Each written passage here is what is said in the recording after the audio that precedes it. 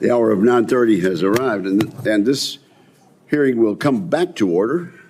We've already had a classified part of the hearing beginning at 8 a.m. But at this point, we held a hearing on the U.S. Indo-Pacific Command and the U.S. Force Korea. At the outset, I want to thank Admiral Paparo and General Brunson for their distinguished service to our country.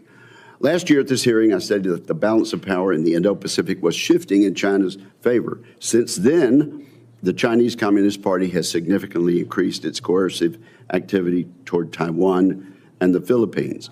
Last week, the Chinese conducted an exercise called Straight Thunder 2025A. This exercise demonstrated the extent to which the People's Liberation Army could execute a maritime blockade of Taiwan and pummel it with missile strikes. As China conducts more exercises with Taiwan in mind, it also escalates the rhetoric against the island. Last week, Chinese military officials called Taiwan's democratically elected president a parasite.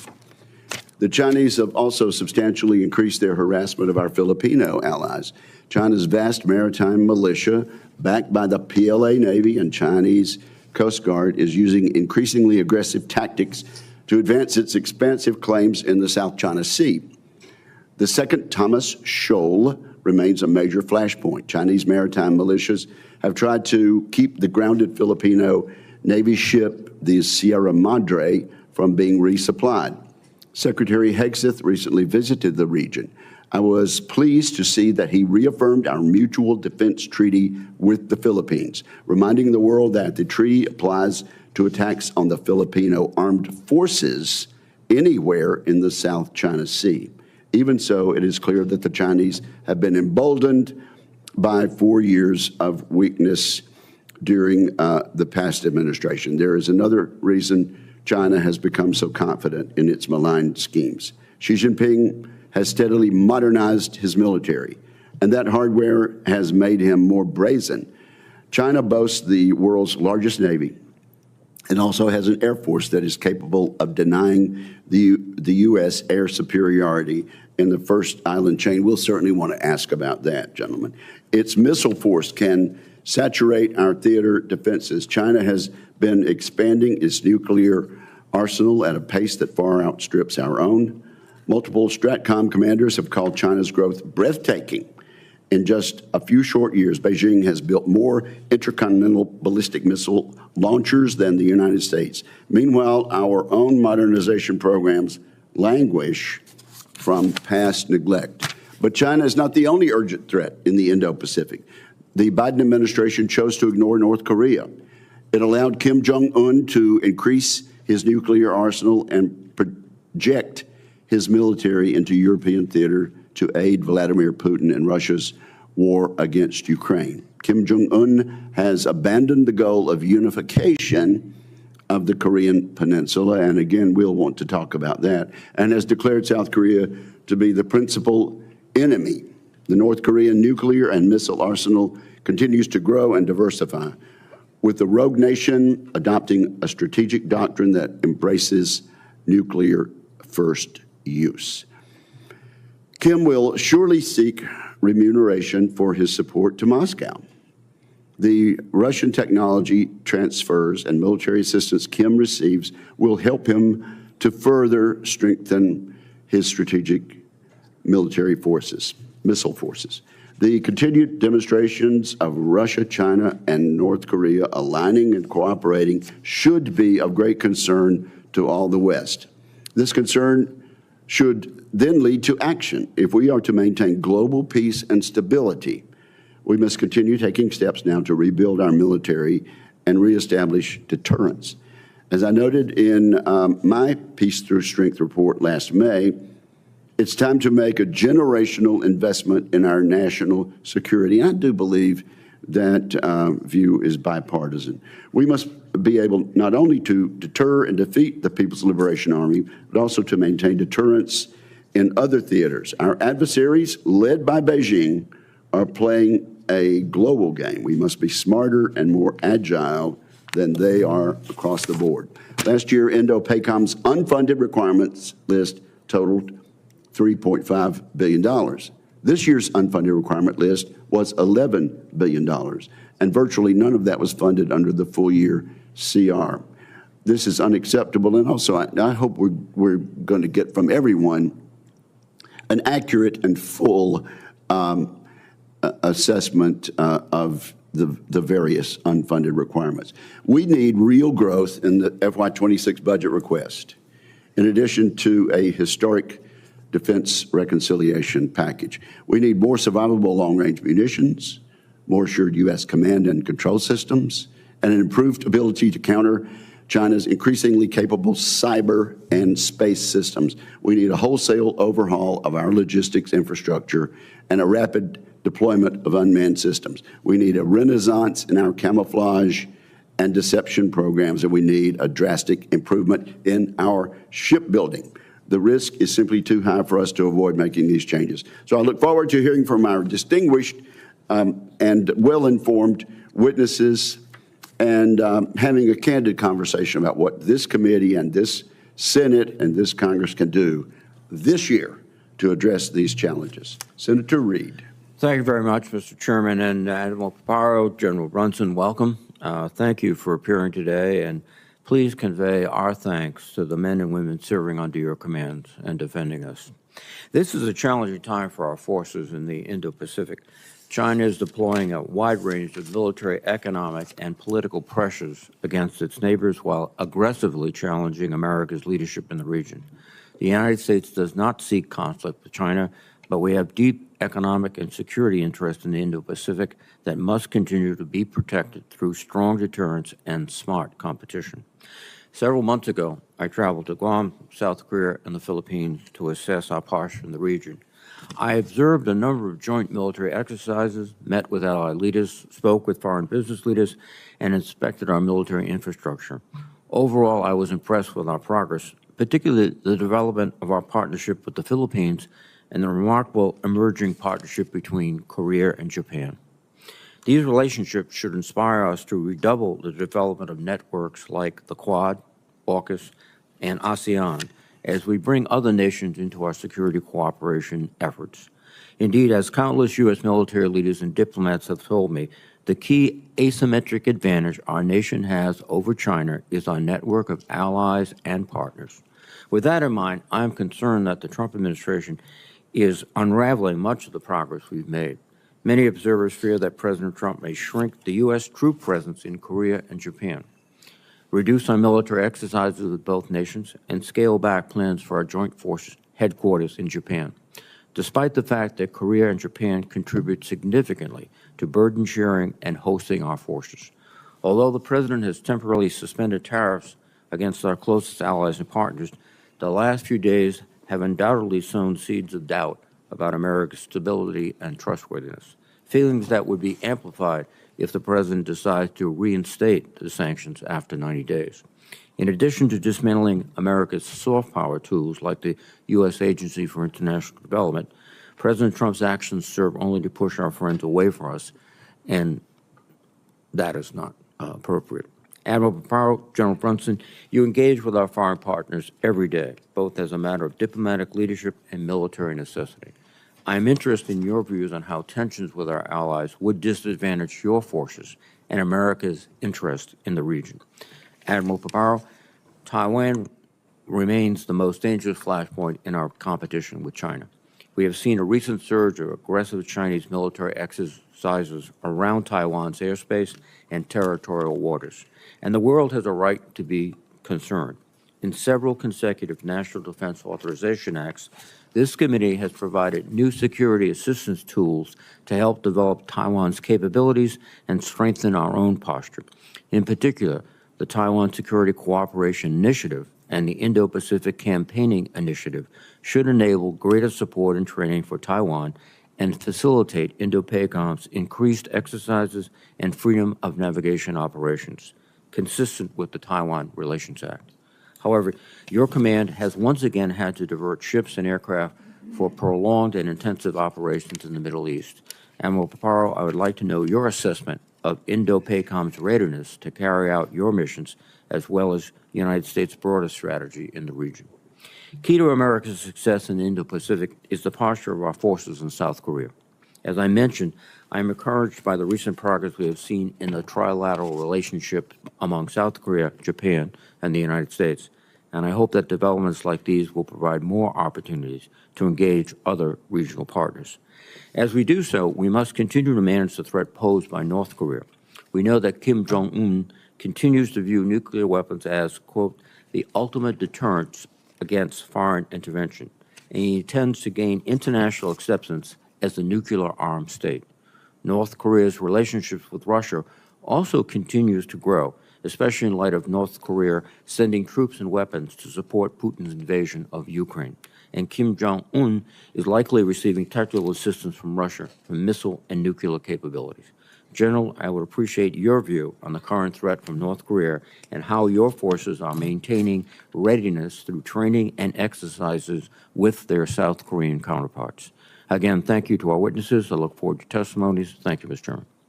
Thank you. We'll now recognize each of our panelists for opening statements. And General Brunson, you went first in the closed session. Would you like to do that again? My boss says yes, so I do. Thank you for giving me at least the illusion of choice. Chairman Wicker, Ranking Member Reed, and distinguished members of this committee, thank you for the opportunity to speak to you today. I'm honored to appear before you for my first posture hearing in front of this committee as the commander of United States Forces Korea, Combined Forces Command, and United Nations Command. I'd like to take a moment just to simply thank you all for your steadfast leadership, your friendship, and your critical support to our service members, their families, our civilians, and the contractors who support us around the globe. But I especially want to thank you for your continued time and attention to the people of the Republic of Korea and the soldiers, sailors, airmen, guardian, and Marines who serve there on the peninsula. I'd also like to thank the Korean people right now for their continued resilience through challenges and hard times. I'd like to thank them for their dedication to our alliance. And I'd also like to thank them for their continued provision of an environment that allows us to build, sustain, and retain the readiness that we develop on the peninsula. In my career, every opportunity that I've had to lead our nation's men and women has been an honor. It's a privilege to serve alongside Admiral Paparo, our friends, our partners, and allies in the region, working to strengthen our ties, to further security, freedom, and prosperity amongst the nations. For over 75 years, we've invested our national treasure in the Republic of Korea and remain the last U.S. fighting force on the continent of Asia. The return on investment of U.S. forces being stationed in Korea is not measured only in dollars, but in terms of access, forward basing, enduring partnerships, and deterrence. In 2024, the DPRK focused on advancing their cruise missile and hypersonic glide vehicle research and development programs, launching 47 ballistic missiles with one failed satellite launch attempt. Kim Jong-un also has 2 highly publicized visits to nuclear sites.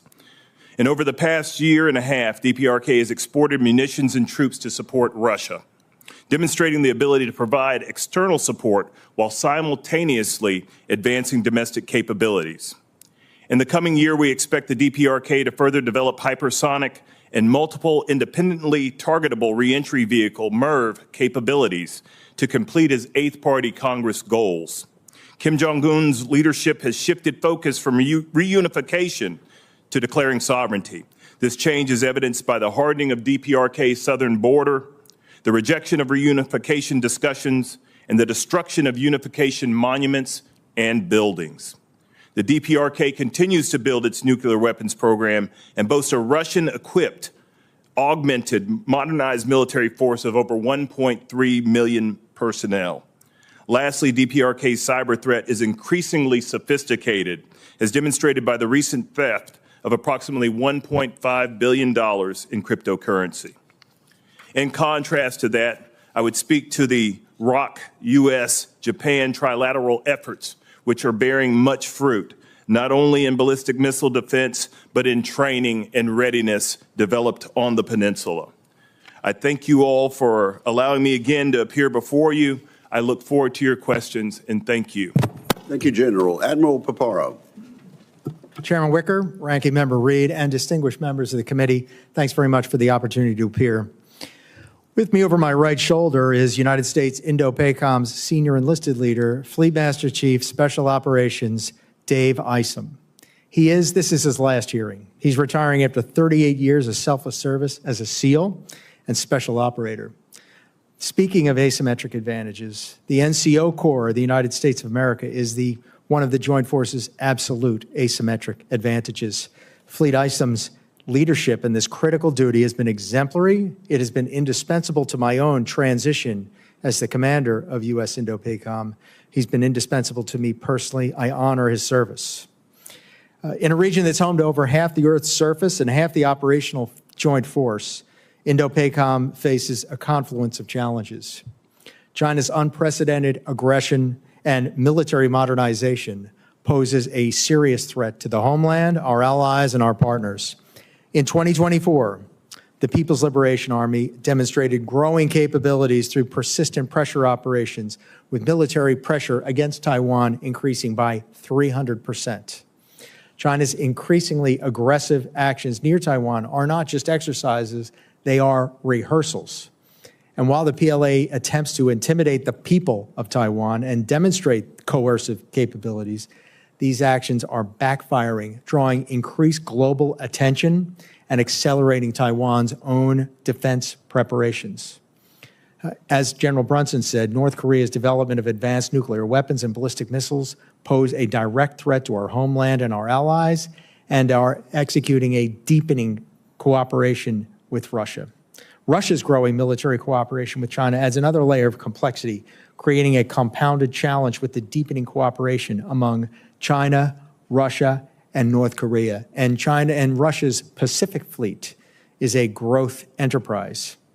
U.S. Indo-PACOM deters these challenges to regional stability and competition and crisis while maintaining the availability to prevail. But that margin is eroding, as Chairman and Ranking Member have discussed.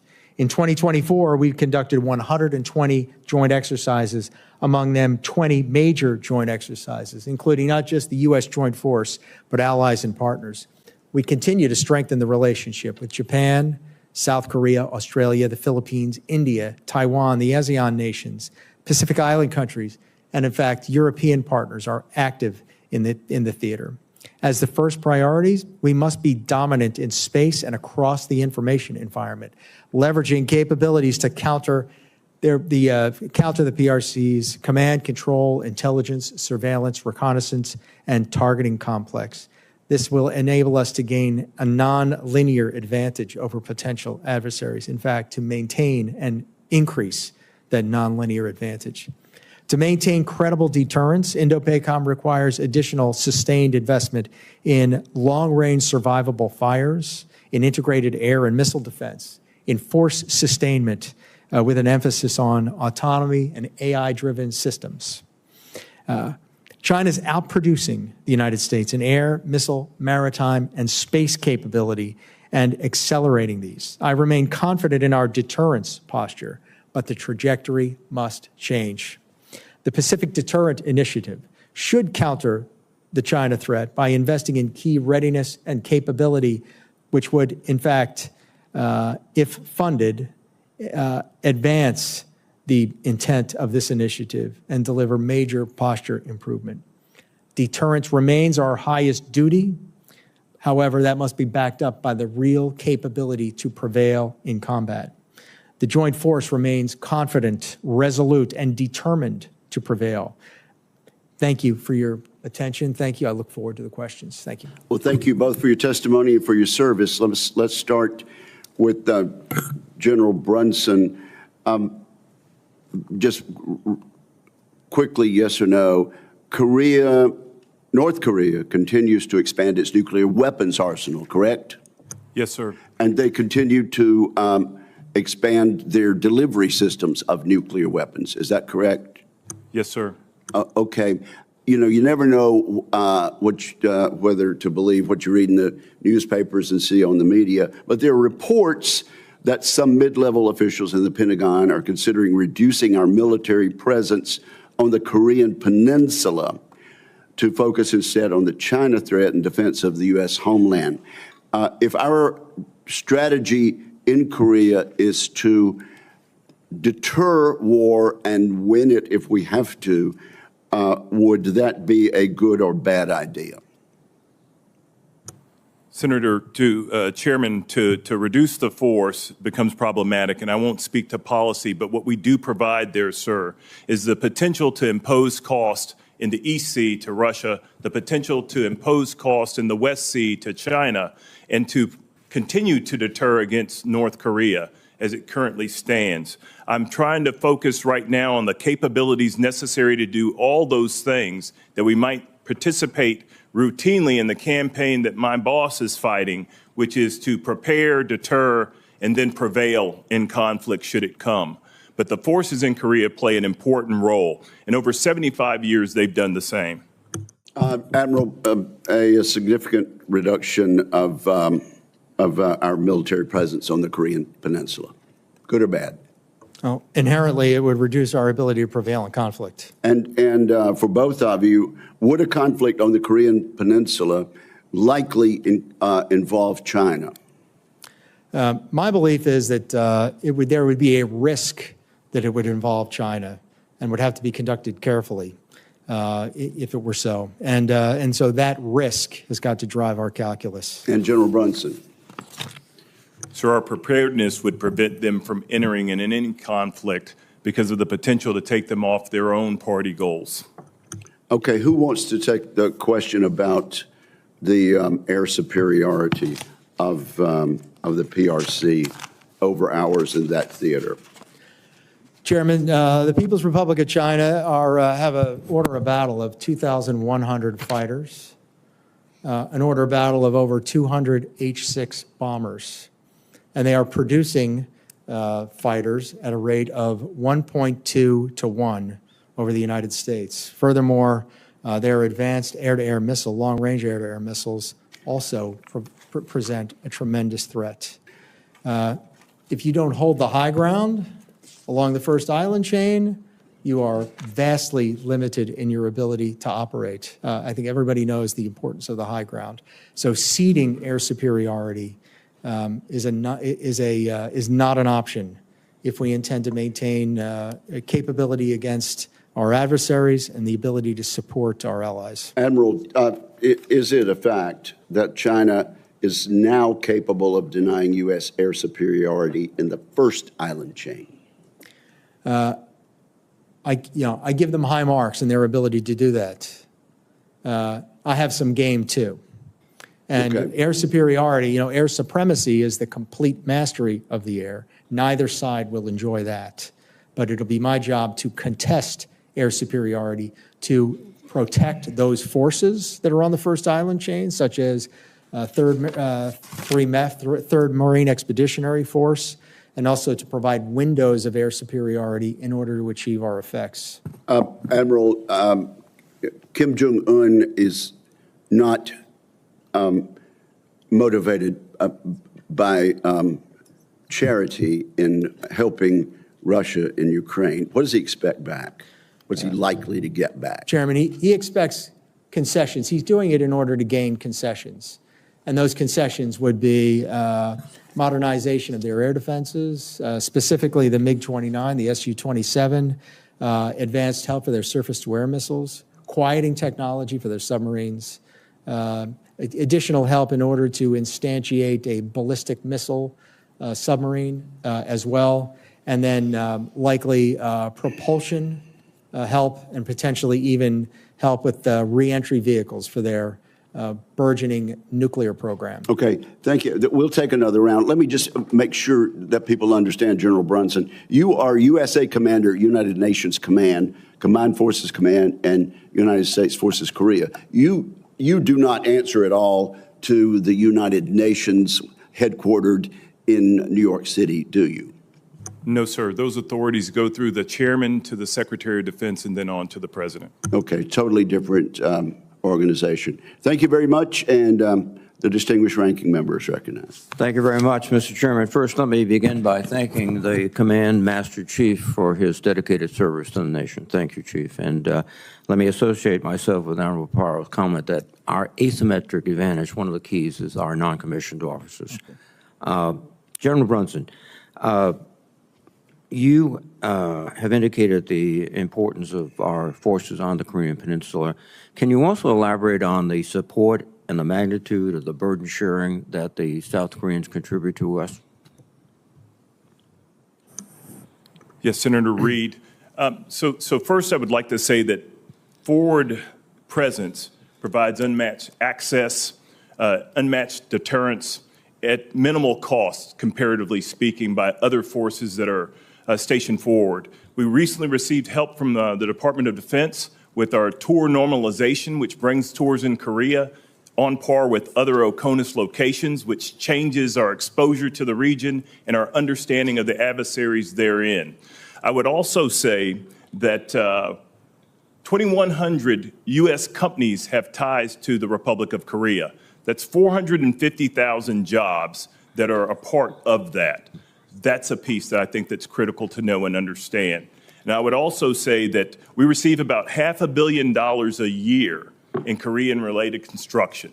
That builds the brand new school on Pyeongtaek at Camp Humphreys. That builds additional towers to house our families in quality housing. That also builds SCIFs for us right now in the Republic of Korea that we might be able to do the important work to stay tied to Indo-PACOM.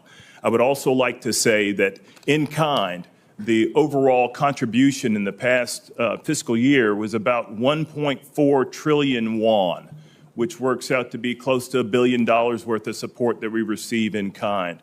I'd also mention the continued and growing maintenance, repair, and overhaul facilities that exist on the East Sea and the West Sea that we've utilized most recently to bring the Wali Shara back out of that overhaul and looking better than ever. The Cesar Chavez also visited recently. But there is a lot that we get. Some of it is fiscal and monetary. Others of it is material that's irreplaceable.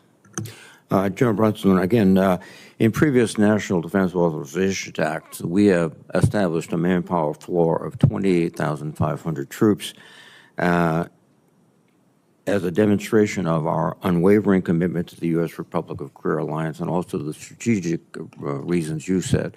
Would you suggest we include such language again? Yes, sir. Thank you. Admiral Paro, can you give us your perception as the overall commander of the value of the South Korean forces to us and the presence of our troops on the peninsula together with the contributions they're making, the South Koreans? Ranking Member, in addition to the elements laid out by General Brunson, Korea makes significant contributions outside the Korean peninsula, and that is in their participation in multilateral exercises, including Pacific Partnership, among many others. And so in the ability of that force to deter conflict, the ability of that force to avoid from having two conflicts at once by dint of the strength of the capability, and by what they're doing in the trilateral relationship with Japan, that growing trilateral relationship with Japan, and on their path to become a global pivotal state. They are a key partner in the Western Pacific with a purview that goes far beyond just the Korean Peninsula. Thank you very much, sir. I mentioned in my opening statement that currently you have forces that have been transferred into CENTCOM, the Carl Vinson Carrier Group. Open sources suggest 6 B-2 bombers are at Diego Garcia with supplementary tankers. What effect does these have on your capabilities? Well, presently, for Carl Vinson, we do have George Washington coming out of Yokosuka very shortly, and Nimitz is at sea. And we have to maintain a high state of indications and warning so that we can get those forces back if there is a crisis with greater exigence than there is one in the CENTCOM AOR. And I owe the Secretary and the President constant vigilance on this, and a constant awareness of that force's ability to which is assigned to U.S. Indo-PACOM, its Carl Vinson Strike Group, and a Patriot Battalion. If need be, they return to the Indo-PACOM theater for a higher priority threat. Thank you very much, gentlemen. Thank you, Mr. Chairman. Thank you, Senator Reid. Senator Cotton. Gentlemen, welcome back. Admiral, let's take a step back to first principles. We've talked a lot here about the threat that China poses to Taiwan and what you're doing to try to address that threat. I'd like you to explain why that threat is so severe. You know, some people might look at the map and say, well, Taiwan is a small island and it's really far from us and it's really close to them. And China has marched into Tibet in the past, and they've marched into Hong Kong in the past, and that was bad, and they shouldn't have done those things. But it didn't lead to World War, and it didn't lead to Great Depression. On the other side, you've got one of your ancestors, so to speak, Douglas MacArthur, who said at the dawn of the Korean War that the domination of Taiwan by an unfriendly power would be a disaster of utmost importance to the United States. He was speaking then, as we do today, of communist China. Ian Easton, a Naval War College professor and one of the military's leading experts on Taiwan, says that it's possible that the Chinese invasion of Taiwan would cause a 21st century version of the Great Depression. And the famed investor Ken Griffin put it more bluntly, it's an immediate Great Depression. So why is it that Taiwan is different? Why is Taiwan such a hot flashpoint? Why could it lead not only to a catastrophic war, but also global Great Depression? Why should Americans care about an island on the other side of the world? Senator Cotton, that last point is quite salient.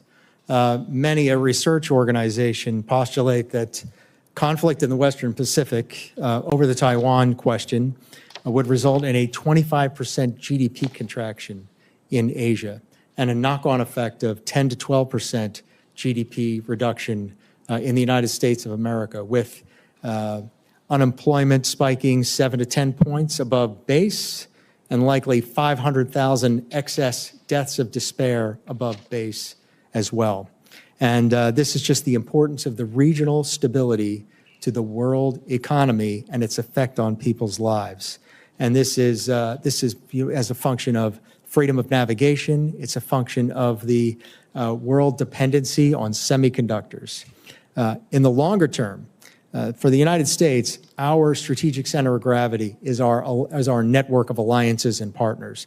The sum total of 350 million people's talent, 130 million Japanese, 130 million Philippines, 25 million Australians, not to mention 500 million in Europe, as well as partners in across the globe. The knock-on effect of the brittleness of that network of alliances and partnerships means that some of the states could confer and submit to the PRC's mode of exploitation en route to their long-range goal of setting the rules of the world and reaping the benefits of that.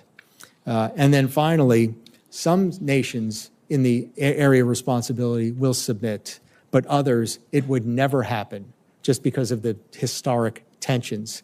And in that case, the proliferation question comes to mind, with nuclear-armed states that are treaty allies with the United States and minimal warning for launch among those nuclear states. It is of vital interest for the United States. My job is to have a force ready to make those choices. You know, I don't make the choices on whether or not it's important or not. I'm explicating how it is. And my job is to present those options to the commander-in-chief to be ready to fight and win. And to be clear, a lot, if not all of those consequences would follow whatever the outcome of a conflict over Taiwan, whether China succeeds in going for the jugular or fails, or there's some kind of indecisive outcome. Simply having the conflict over Taiwan, which is such a center of gravity in the modern economy, could lead to many of the consequences you just outlined. Yes, sir.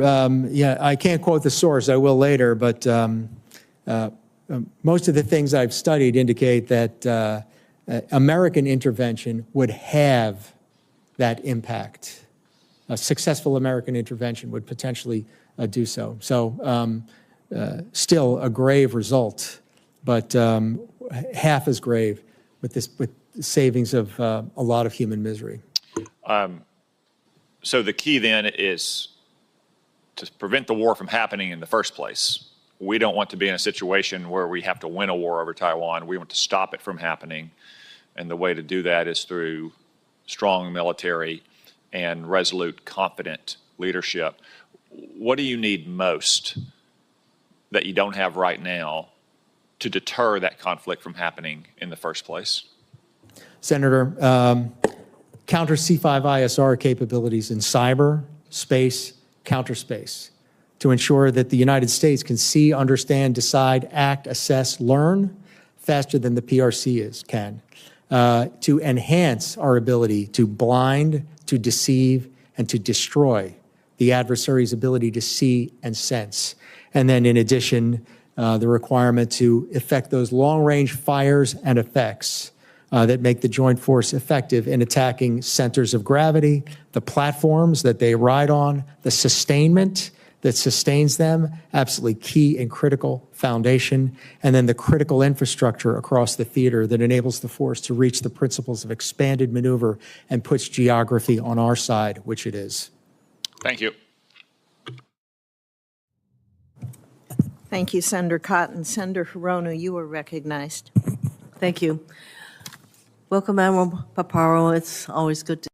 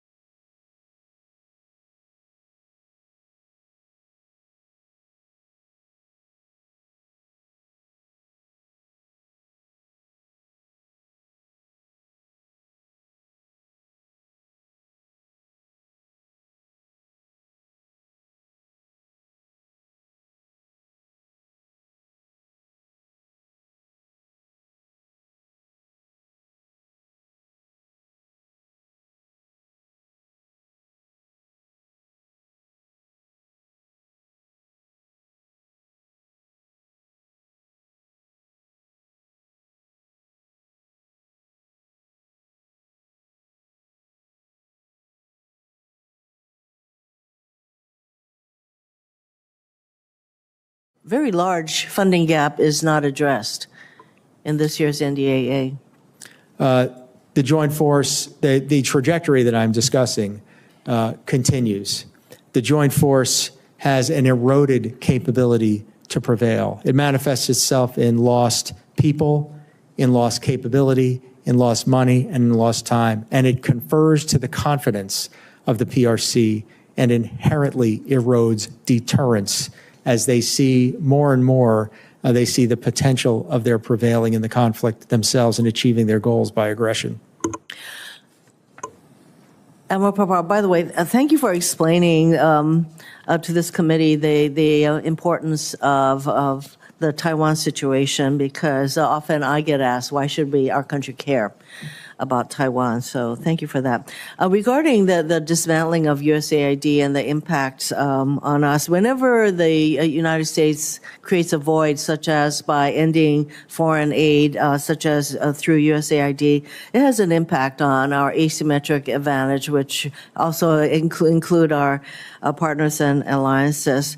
How does ending foreign assistance programs and other regional aid efforts impact Indo-PACOM's security cooperation missions and the command's relationship with partners in the region? Senator, those other instruments of national power are very important, and they're critical to our ability to fight and win. My understanding is that U.S. aid is under review, and I continue to advocate for it. The loss of that, the PRC would see the opportunity and they would seize it, and they frequently do.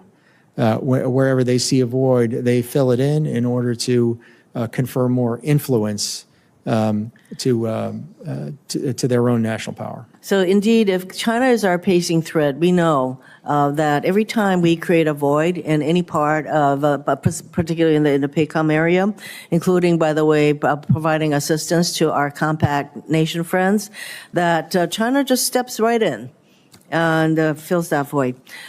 General Bronson, you raised an important point in your opening statement regarding North Korea hackers stealing $1.5 billion, probably more, in cryptocurrency to fund their military. And at the same time, the Justice Department has disbanded a team of prosecutors targeting crypto crimes. Does that concern you? Good morning, Madam Senator. First, that does not bother me at all. What I'm thinking about is all the instruments of military power that have to be brought to bear to stop illicit activity. That is only one of the illegal things they're doing. We've talked a lot about what is North Korea getting from Russia. One of the things they're getting is the ability to circumvent sanctions, and that theft is a piece of that. Ma'am, I'm also encouraged by the fact that we can see what's going on. Do you have an awareness of the Department of Justice's team that targeted and basically was able to prosecute to the tune of billions of dollars crypto crimes? Are you aware of that team, highly successful team that is being disbanded? Yes, ma'am, I am aware of that team. However, I believe that we have the instruments to continue to proceed to prosecute these crimes. That's somewhat reassuring, but I think that with all the crimes that are going on in the crypto space, I think that we should not be disbanding any efforts that we have in that space. Thank you, Mr. Chairman. Thank you, Senator Hirono. Senator Ernst, you are recognized. Thank you, Madam Chair and gentlemen. Thank you for being here, Admiral Paparo and General Brunson. Chief, good luck to you in your retirement. Thank you so much for your service. I'll go ahead and start with Indo-PACOM. Admiral, thank you so much. As you've clearly laid out for the committee today, the Indo-Pacific is growing very dangerous. It is extremely complex. Our deterrence depends not just on our war-fighting capability, but also on the ability to sustain our operations. I started my career as an engineer, became a transporter, and ended my career as a logistician. Not a big, sexy topic here in this committee, but it is absolutely necessary that we talk about it. If we wish to win the fight, we've got to sustain the fight. So, Admiral, what gaps still exist in our theater logistics network that put our forward posture at risk? Morning, Senator. Significant gaps in sea lift. First, the combat logistics force in total is about 60% of the actual requirement. We account for that by hiring console tankers and by contracting other capabilities. But when the unforgiving hour comes, the only ships that will be able to commit to areas to put into harm's way will be gray ships. And as I utter these words, 17 of those combat logistics force ships are laid up for lack of manpower. In addition, I discussed in the previous committee, we have to have many millions of pounds of fuel, of jet fuel in the air for every capability. And so our tanker fleet is below what we need. We account for that for some contract air services as well. But once again, those same factors obtain for you have to have a gray tail, and then finally just cargo lift and the number of short tons of C-17 lift.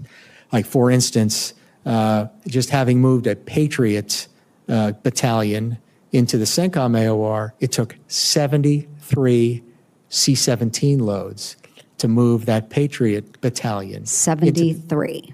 What's that? 73. Of one battalion of a force element. So our lift requirements must be paid attention to. And I share your passion for sustainment. That's what won World War II. Absolutely. So those logisticians, the maintenance dudes and dudettes that are out there working every day to make sure that our warriors are able to fight the good fight. So with that, you talked about contractors, and we use them extensively. But how can Congress help accelerate the improvements necessary in Indo-PACOM when that hour comes? Well, I think we've got to get at the problems of why we don't have enough combat logistics force, and that's shipbuilding, why we don't have enough labor, and those are looking hard at pay and incentives in order to recruit and retain those people. Rates of production and diversifying the tanker fleet is key, and then continuing on to find alternatives of lift capability that we can order into harm's way. And then over top of all of this, we're incorporating artificial intelligence tools with command and control tools so that it's not an on-demand system, but so that we are executing that absolutely indispensable joint function as effectively as we possibly can. We are an AI-enabled headquarters, and that's important too, but you can't AI your way out of a material deficiency. Right. I agree completely, and we need to spend more time on this topic. But just very briefly, General Brunson, I apologize, I've got 30 seconds. We rely heavily on allies, neighbors, friends, or force multipliers, but so do our adversaries. We've heard that there are North Koreans now that are fighting the fight over in Ukraine. Can you tell us, what are the North Koreans learning from this experience, and what will they take back to your region?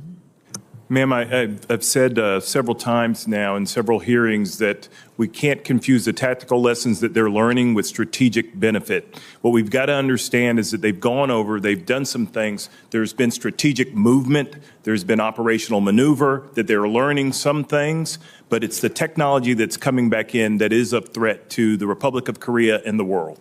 Wonderful. Thank you, gentlemen, very much. Thank you, Senator Ernst. Senator King, you are recognized. Thank you, Madam Chair.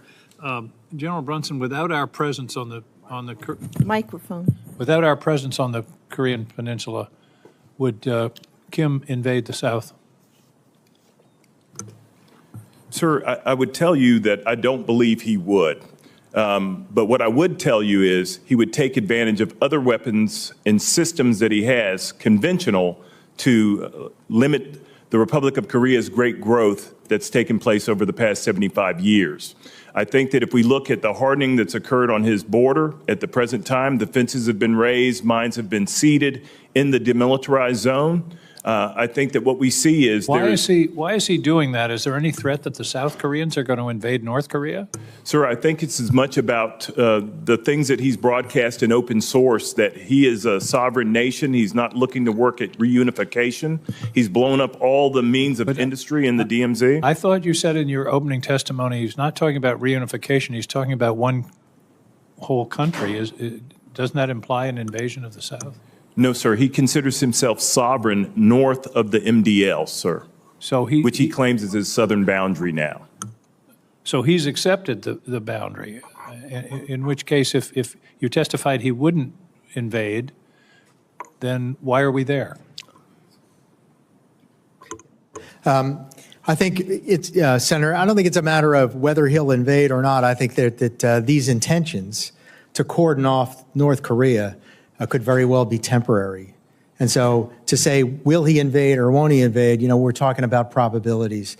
With the loss of the force on the Korean Peninsula, there's a higher probability that he would invade. Well, that was my expectation when I asked that question. I would assume that if we weren't there, it would encourage him to take steps to try to cripple the South. I think it's essential. We have a treaty ally. It's the number 10 economy in the world. Our economies are very much intertwined. KJU's intentions could shift with the wind. And he's built a military that is designed to impose tremendous costs directly on South Korea. It's very important we maintain that deterrent posture. I agree. And to the extent that the South Korean economy is somehow affected or diminished, that would be would be against our interest because of the relationship that we have. Yes, Senator, and I misheard you, so please forgive me. But as I mentioned previously, 2,100 U.S. countries tied to the Republic of South Korea, 450,000 jobs as well. Thank you. This is sort of an intelligence question, General Brunson, but I know you have intelligence. Do the North, I didn't mean that the way it sounded. I know you have access to intelligence assets. How's that?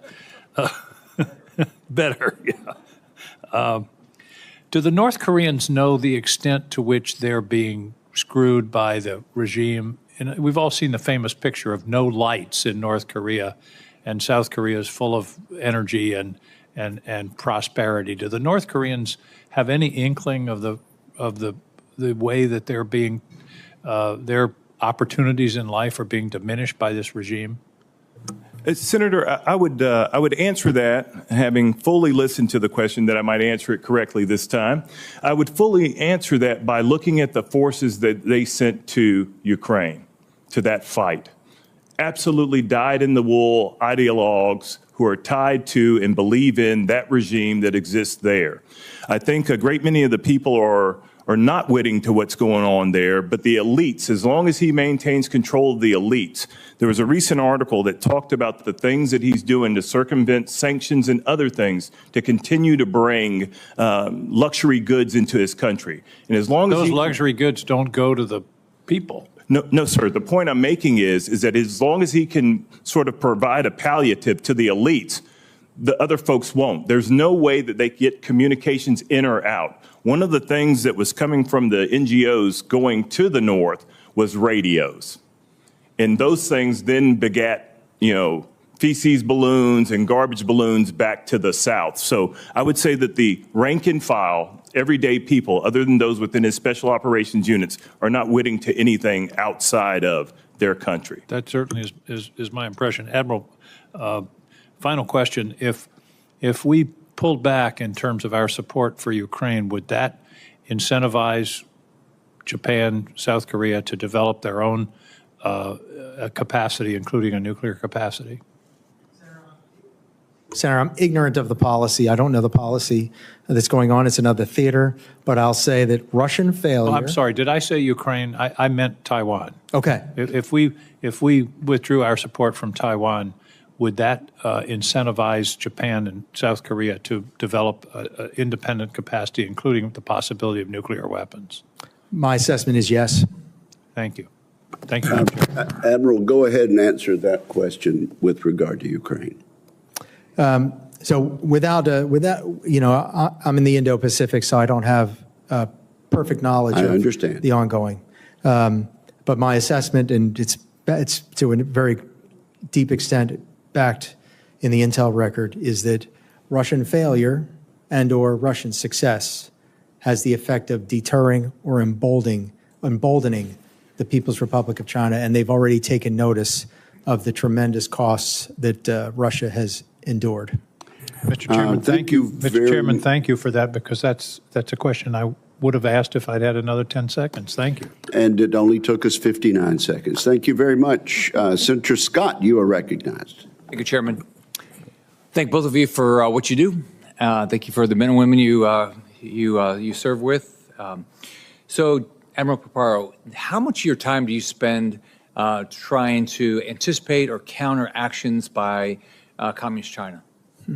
Senator Scott, that consumes my duties, which is a constant stare, the constant analysis of intelligence sources, of open source sources, and then the physical movement on the ground to be able to see and understand, to anticipate, and to be able to pace their actions that look to coerce Taiwan and to bring, to demonstrate the prospect of settling the matter by force. And number two, their encroachment on treaty allies in the Philippines, as well encroachment on partners in the South China Sea with their excessive and illogical claims in their 9-dash line claim.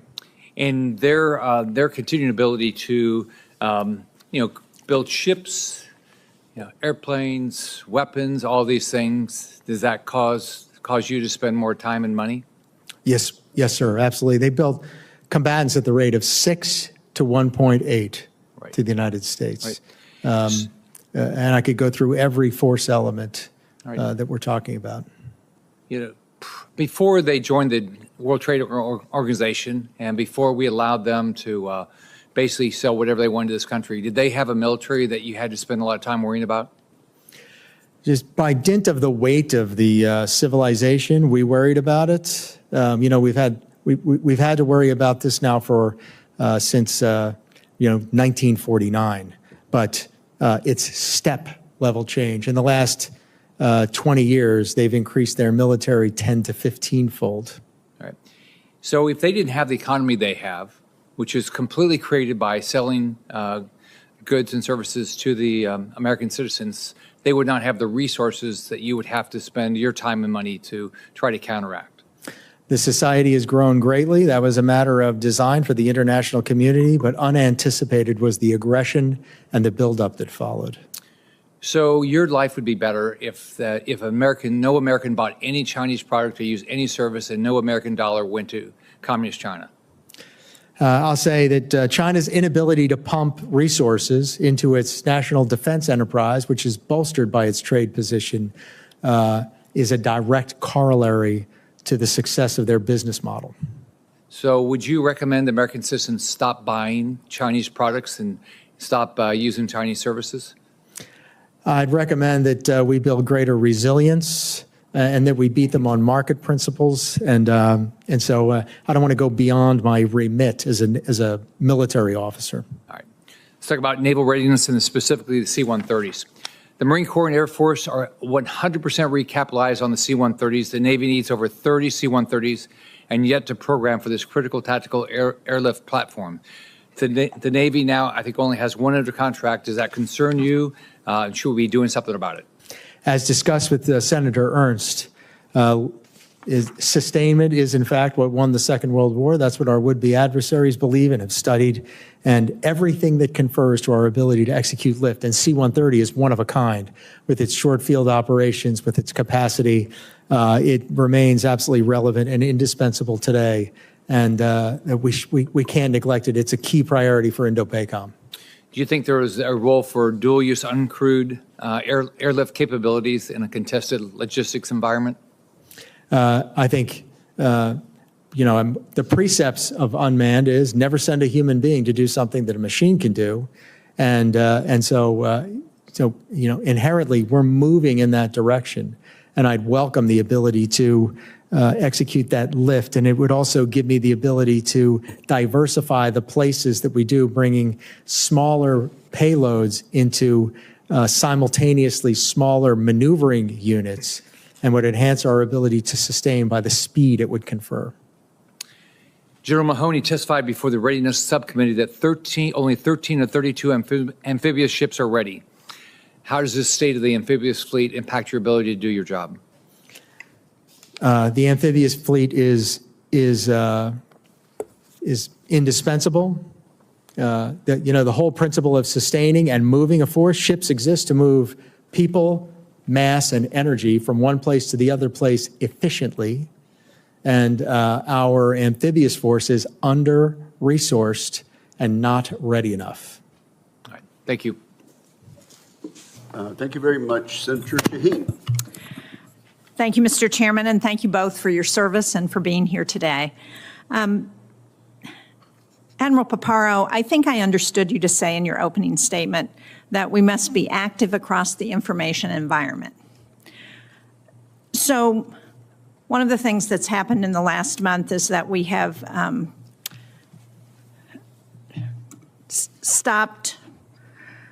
we've pulled the plug on Voice of America and Radio Free Asia. We had a hearing in the Foreign Relations Committee earlier this year where it was pointed out to us that China is spending over $1 billion a year, billion with a B, on information systems and efforts to provide mis- and disinformation across the region and across the world. So what are we doing to counter that? And how does the loss of something like Radio Free Asia affect our ability to counter what the PRC is doing? China and its Political Works Division and its United Front is incredibly active, effective, and untruthful in the information space.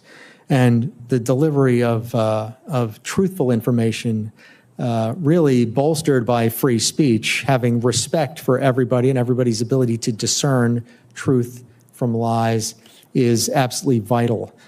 We do have an effort that is where Special Operations Command is nested within this unit with their capabilities to execute information operations, but it's focused in the military space as it should be, given the fact that we're in the military. But in my opinion, we must work hard to counter PRC misinformation and disinformation, and our own principles of free speech greatly enable us to have faith in people to be able to suss out truth from lies.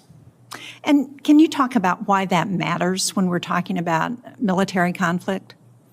It matters because in order for us to achieve the effects of expanded maneuver, our network of alliances and partnerships is the strategic center of gravity of the United States of America. And so inherently, because governments are accountable to the people they serve, that public opinion will have a great bearing on whether or not those allies and partners are a party to enable a coalition, because the bigger the coalition, the greater legitimacy, the greater capability, the greater access, spacing, and overflight. Thank you. Clearly, we need to do better. General Brunson, South Korea and Japan recently renewed negotiations with the PRC toward free trade talks that had been stalled since 2012. I'm concerned that the tariffs that have been announced and withdrawn, then announced and withdrawn, are pushing our allies toward closer trade and integration with countries like China, and that poses security risk. So from an integration and cooperation perspective, do you see any challenges that would be posed by renewed economic talks between China and our closest allies in Asia? Ma'am, I'll answer by what I'm seeing on the peninsula right now. My concerns would be, my hackles would raise, if you will, and I'll allow my boss to answer for the wider region. But if we were not continuing to move along the pathway for the bilaterally agreed upon OPCON transfer, if we weren't able to move on that path by way of economic challenges facing the nation, that would bother me. If we had impacts that led to lessening human and procedural interoperability coupled with technological interoperability being lost, that would concern me. And I think Admiral Paparo made a very good case on the economic circumstances earlier in response to Senator Cotton's question.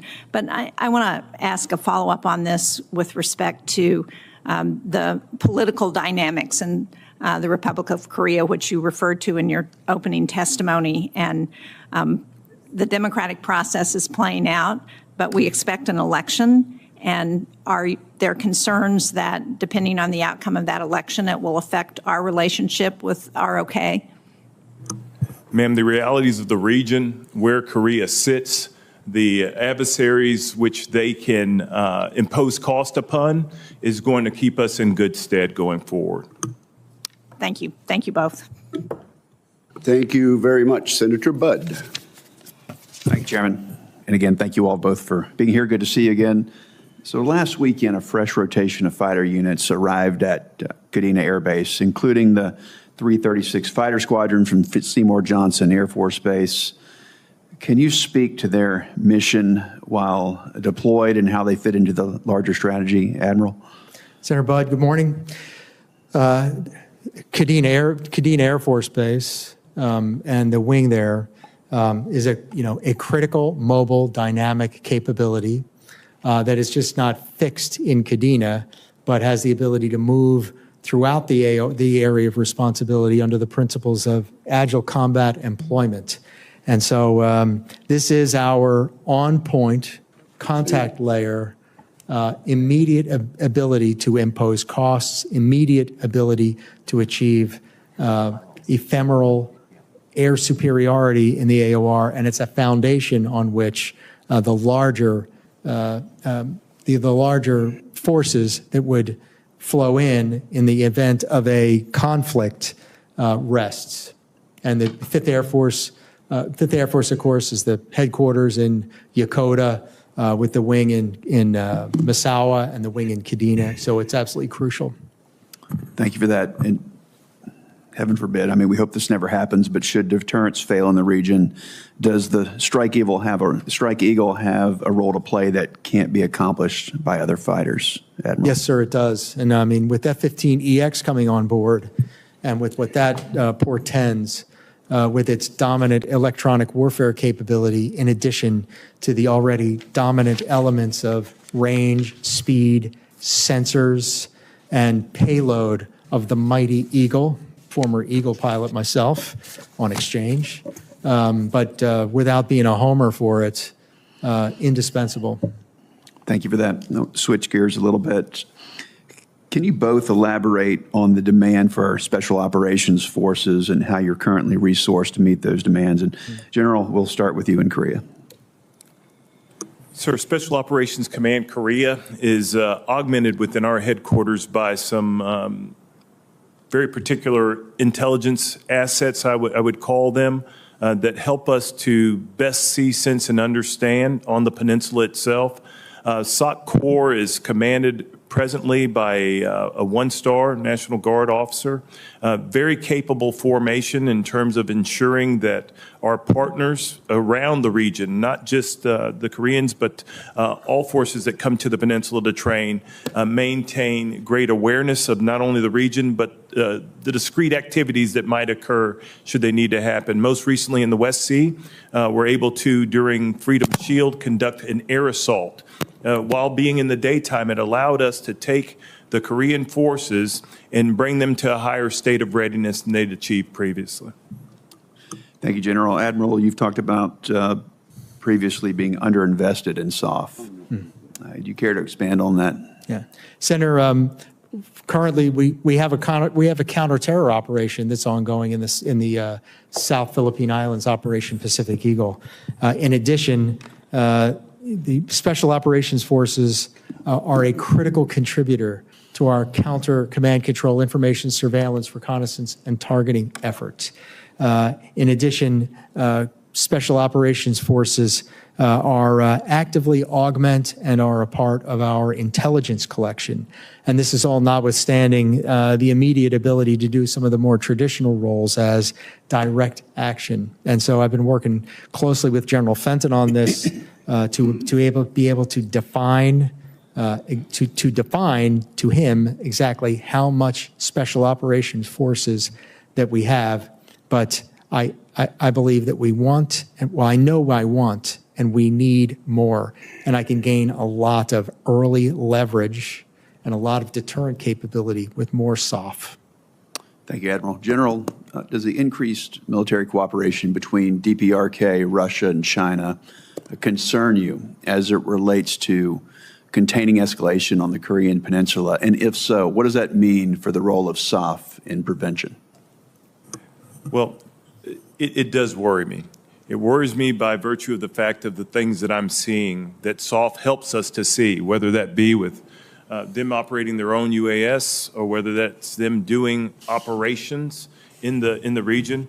Most recently during Freedom Shield, we saw Chinese ships violate and come across the northern limit line in the West Sea.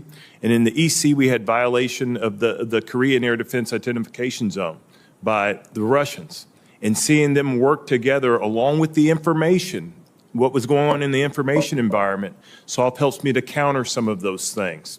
Because what happened was North Korea said, hey, they need to stop these illegal exercises, working together with the U.S. and the ROC coming together. And then you had these two other adversaries take actions in the region which have to be countered.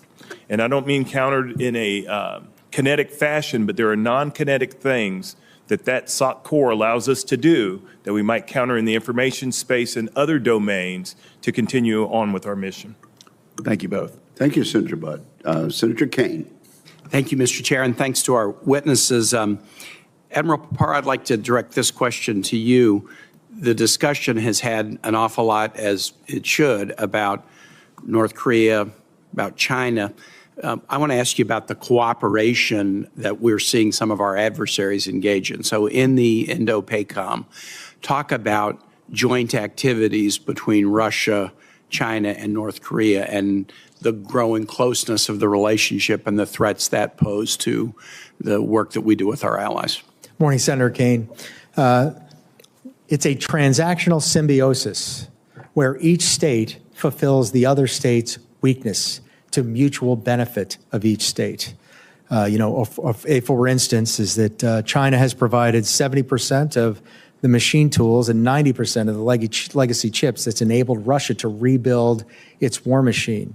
And then coming back to China is potentially submarine quieting help, as well as other help in some of the areas where Russia is strong. In addition, you've got the North Korea that are sending thousands, maybe hundreds of thousands of artillery shells and thousands of KN-24 short-range missiles to Russia with, as General Brunson said, the expectations of concessions coming back in the form of air defense, surface-to-air missile help, quieting terror, to help with their Kilo submarine fleet, and so forth. And then finally, in the physical space this last summer, I saw the longest range joint patrol of PLA Navy and Russian Pacific Fleet formation in the Bering Sea. And so they're deepening their ability to operate together, and they're demonstrating that by going further afield and in bigger formations. Quickly, I just would like to ask for your impression of the importance of the AUKUS framework in the Indo-Pacific. AUKUS is it's going to confer a generational advantage on both countries, but I cherish the advantage it confers on the United States of America. And so, I'll say, first of all, the ability to operate out of Sterling in submarine rotational force west in Sterling gives the American submarine force an Indian Ocean port. It gives us the ability to range the Indian Ocean without limitation in the Straits of Malacca, the Lombok, or the Sunda Strait. It's a straight shot to the South China Sea, closer and faster than Hawaii, San Diego, Bangor, Maine, and then Australia's contribution into the defense industrial base. $3 billion investment in the submarine defense industrial base. Yeah, imagine Congress having that debate about whether we would invest $3 billion in the Australian workforce. It would be a very tough discussion here. It'd be worth it, though. It'd be worth it, but the fact that the Australian Parliament made that investment in the U.S. workforce demonstrates the degree to which they're concerned about China. Let me just do one last thing here. I have filed a resolution with a number of my colleagues to turn off the global tariffs imposed by the president last week, which are now somewhat on pause. There's still a 10% tariff. I'm not going to ask you about the policy, but I just want to point out one of the reasons I filed the motion. Primarily, it's because it's a tax increase on American consumers, but I don't think we should treat allies badly. Use Australia as an example. You've talked about how AUKUS is very important. The president has imposed a tariff on Australia. We have a trade surplus with Australia. Not a deficit. We have a trade surplus with Australia. So why put a tariff on their products? How about other allies? Japan, 25% tariff on Japan. Why 25%? The measure of the tariff was not Chinese trade barriers. It was the trade deficit that we have with Japan measured by deficit in goods. It did not include the full trade picture, goods and services. If you add in services, all these trade deficits actually get narrow because the U.S. is such a great exporter of services. But even if there's a trade deficit in goods with Japan, of course there is. The trade deficit is we buy more of their stuff than they buy of our stuff. Our population's 3 times the size of the Japanese population. So yes, we buy more Japanese goods with 340 million people than 120 million people buy of American goods. And so we're going to punish them for that? It makes no sense. The primary reason I'm filed the challenge is because I don't want to tax American consumers with a big national sales tax. But the tariff strategy that punishes allies is no way to be strong in an international world where the U.S. has built allies over decades that provide some of our greatest edge, qualitative edge, against our adversaries. So that's just an editorial comment, but thank you for your appearance. It surely is. Under the First Amendment, you are entitled to that. But I didn't hear a question, so we'll move along to Senator Duckworth.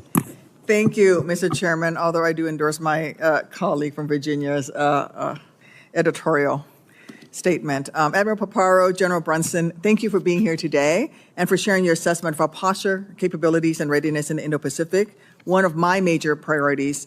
Everyone knows I am Transcom's biggest advocate, so I can't go through a posture hearing like this without asking questions about the logistical environment that we will face if our nation's darkest days comes and we must fight a war in the Pacific. Preparing for the logistical realities of large-scale conflict is not only critical for the fight tonight scenario, but it is also key to deterrence. We must demonstrate to our adversaries that we have the capability to sustain a fight, if necessary, even as they seek to contest that, to make it clear that such a war would be costly for all of us. And I applaud both your efforts to improve the logistical readiness of the force and with our allies and partners, but I do think there's more to do. And I'd just start off with medical readiness. We must improve our ability to provide life-saving care to wounded service members, including through regional hospital access and effective aeromedical evacuation. We have partners in the ROK, in Thailand, and the Philippines that have medical facilities that meet U.S. hospital certification standards. Those are opportunities for us to develop those relationships. The Indo-Pacific's vast distances, logistical challenges, and maritime environment present a much less permissive environment than for the medical mission than the global war on terror did. And as I've said before, long gone is the golden hour, and we must do comprehensive planning to ensure that our warfighters have foreign medical facility access in the Indo-Pacific. This is why I secured a provision in the fiscal year 25 NDAA to establish an Indo-Pacific Medical Readiness Program.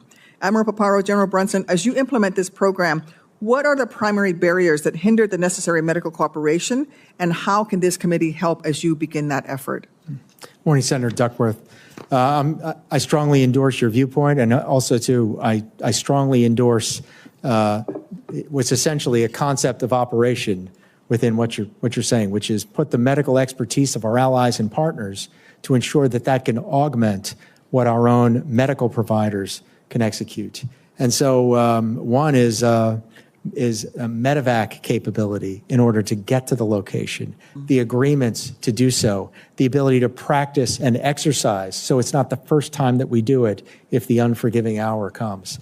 And so I think some of the barriers are physical, and that is lift, medical lift, medevac lift, and then some of the barriers are I should say, authorities. Mm-hmm. And we'd hope for more authorities to be able to broaden our ability to plan for this, for bringing to bear the medical capabilities of our allies to care for the wounded in conflict. So thank you. Thank you. General Brunson? Ma'am, one of the things that you know, and I know you're full well aware of this, is our health care comes from the community. You have the only agreement in the ROK, yep. Yes, ma'am. So we get tremendous amounts of care there. What we're trying to do at All Good Hospital at the present time is have greater access to Profis doctors routinely. Mm-hmm. I need them to be on the peninsula in times other than crisis or conflict. In competition, we want to bring them to the peninsula so that they better understand the medical landscape and what might be required of them. We're also looking to UN Command. There are several nations that provided hospitals during the Korean conflict. We want the Italians to come back with their hospitals again. We want the Dutch to come back with their hospitals again as well. And those things we think we then provide to the greater Indo-PACOM family that we might be another resource used in time of conflict. Thank you. I want to pivot to the critical platforms, we need to project and sustain forces in a contested logistical environment, especially our sea lift fleet. Admiral Paparo, do you agree that Indo-PACOM would benefit from the ability to surge replacements of naval auxiliary vessels or to conduct battle damage maintenance of these vessels within the region, closer to the point of need? Strongly, I urge for that, Senator. Because I am concerned that in a war, naval auxiliary vessels would be easy targets. I mean, we're going to have to fight our way in and fight our way out. And what can we do to help you with that effort?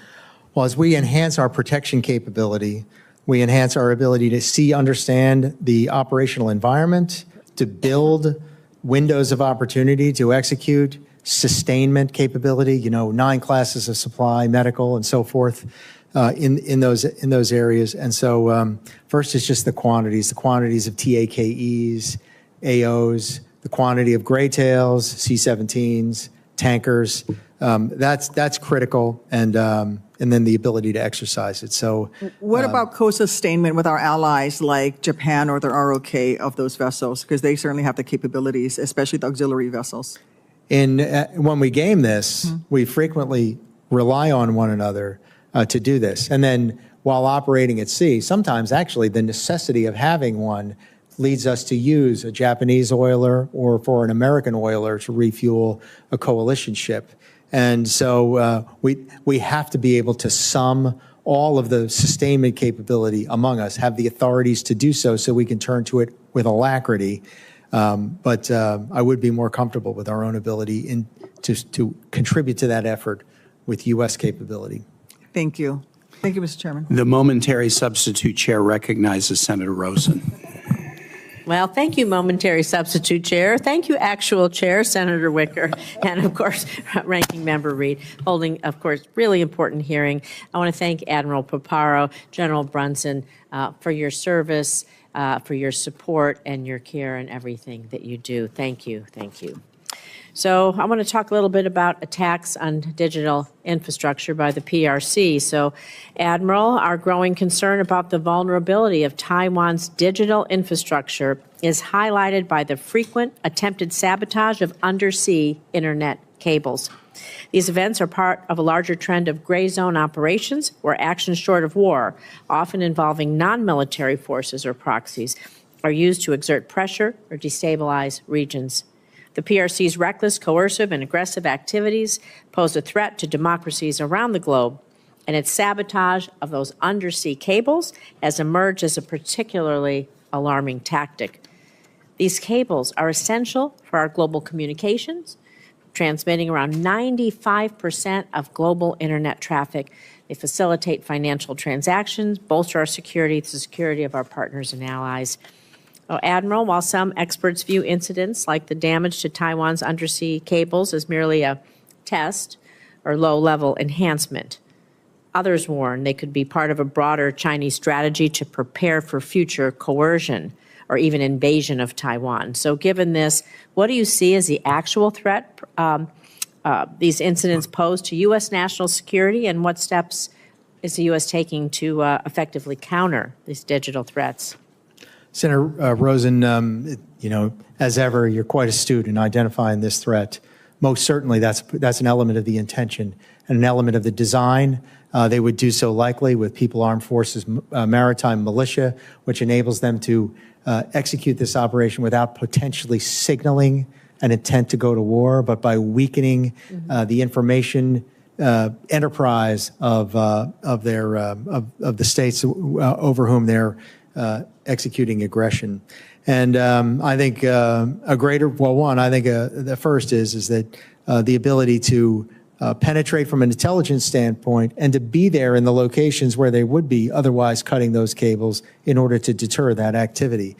Second of all is the resilience to have other redundant networks that enable those states and their partners, including the United States, Guam, Hawaii, and so forth, to achieve what we need to do in the information environment, and that's proliferation in low Earth orbit, and not just one single constellation, but multiple constellations. Talk about how we can help Taiwan bolster its digital infrastructure. What do you think we can do to help them be sure? Yeah, I think I think,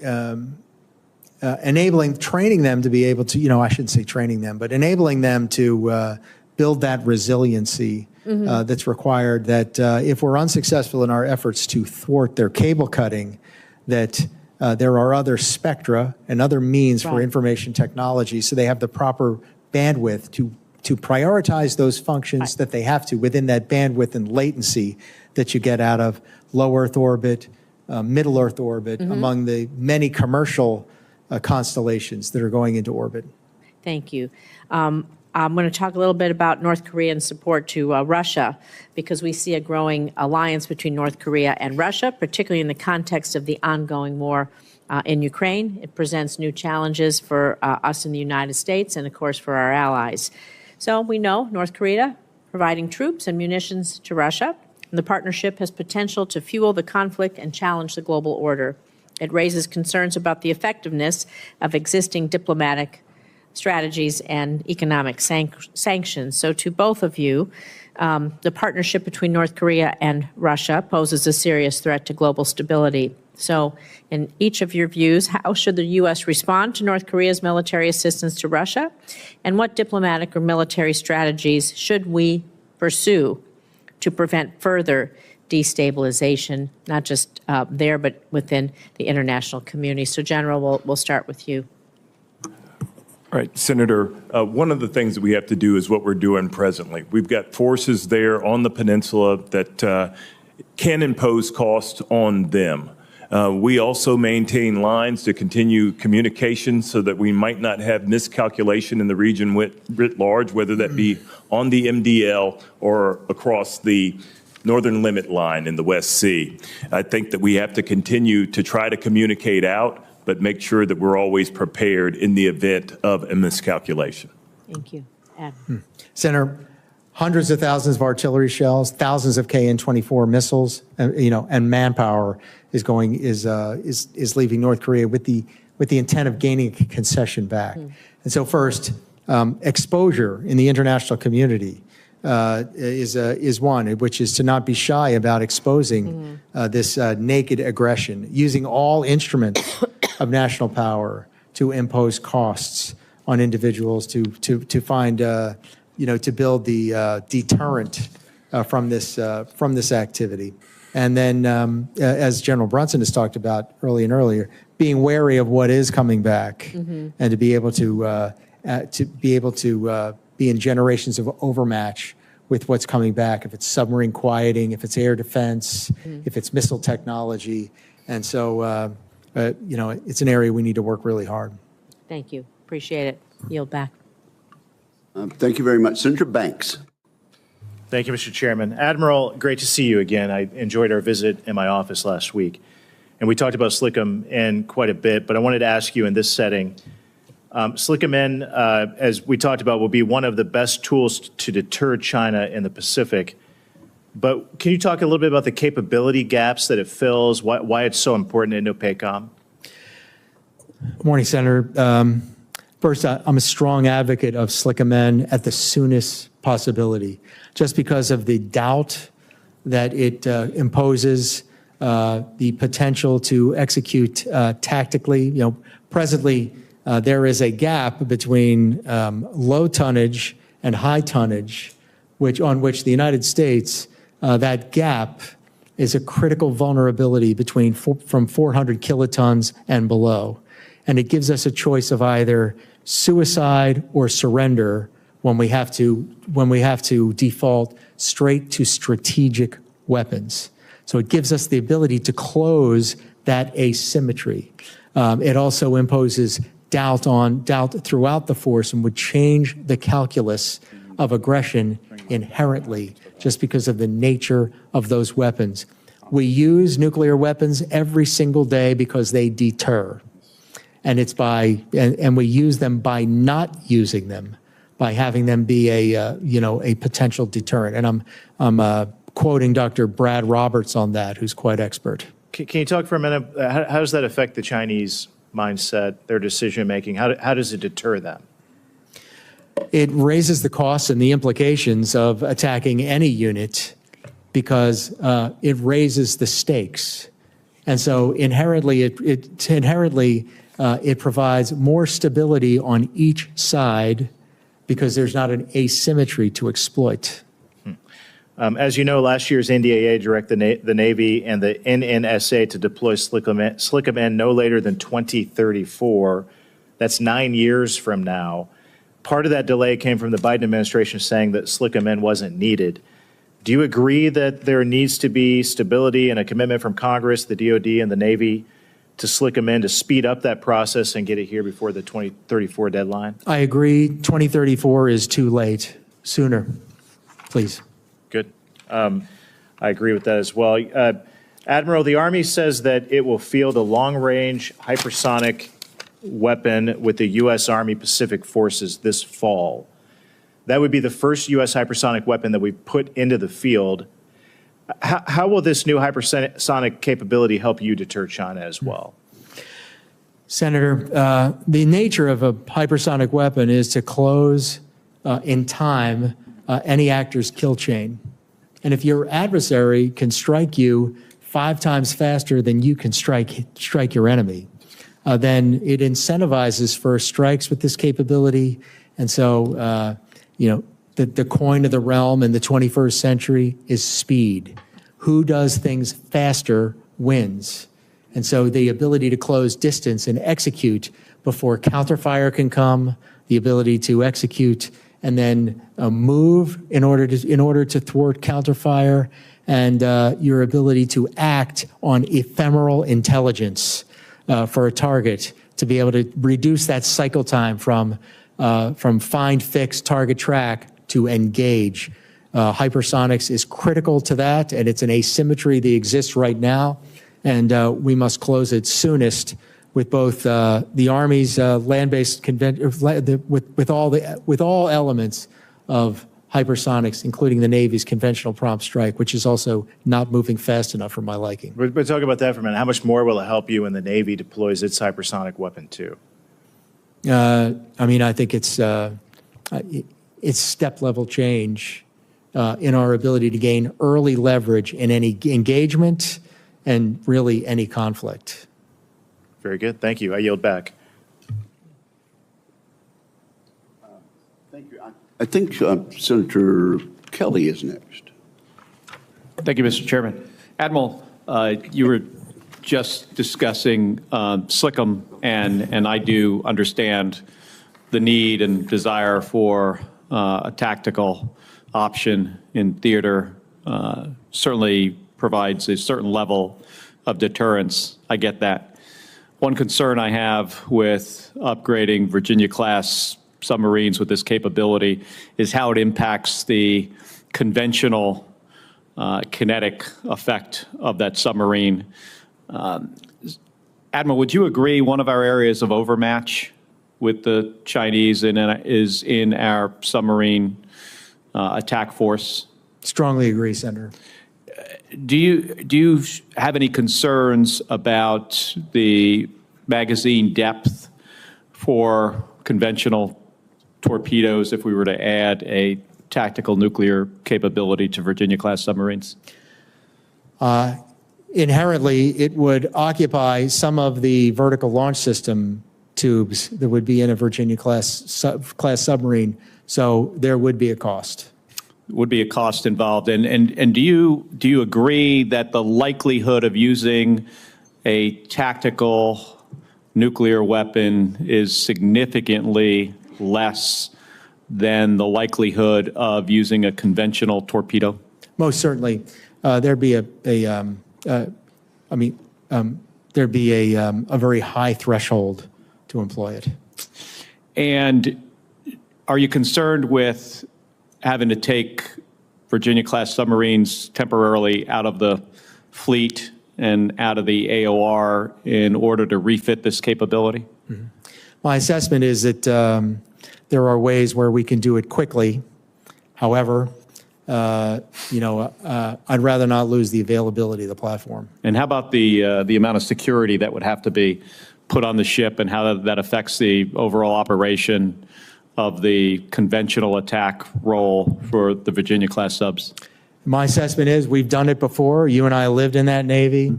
And, and I'm in favor of executing it and moving fast on the security requirement. All right. Well, thank you. I do understand the need and the deterrence factor. I am concerned that we might go down a path and we find out, especially in a conflict, that, boy, I wish we had the full, that each of these Virginia-class subs were a full-up conventional round.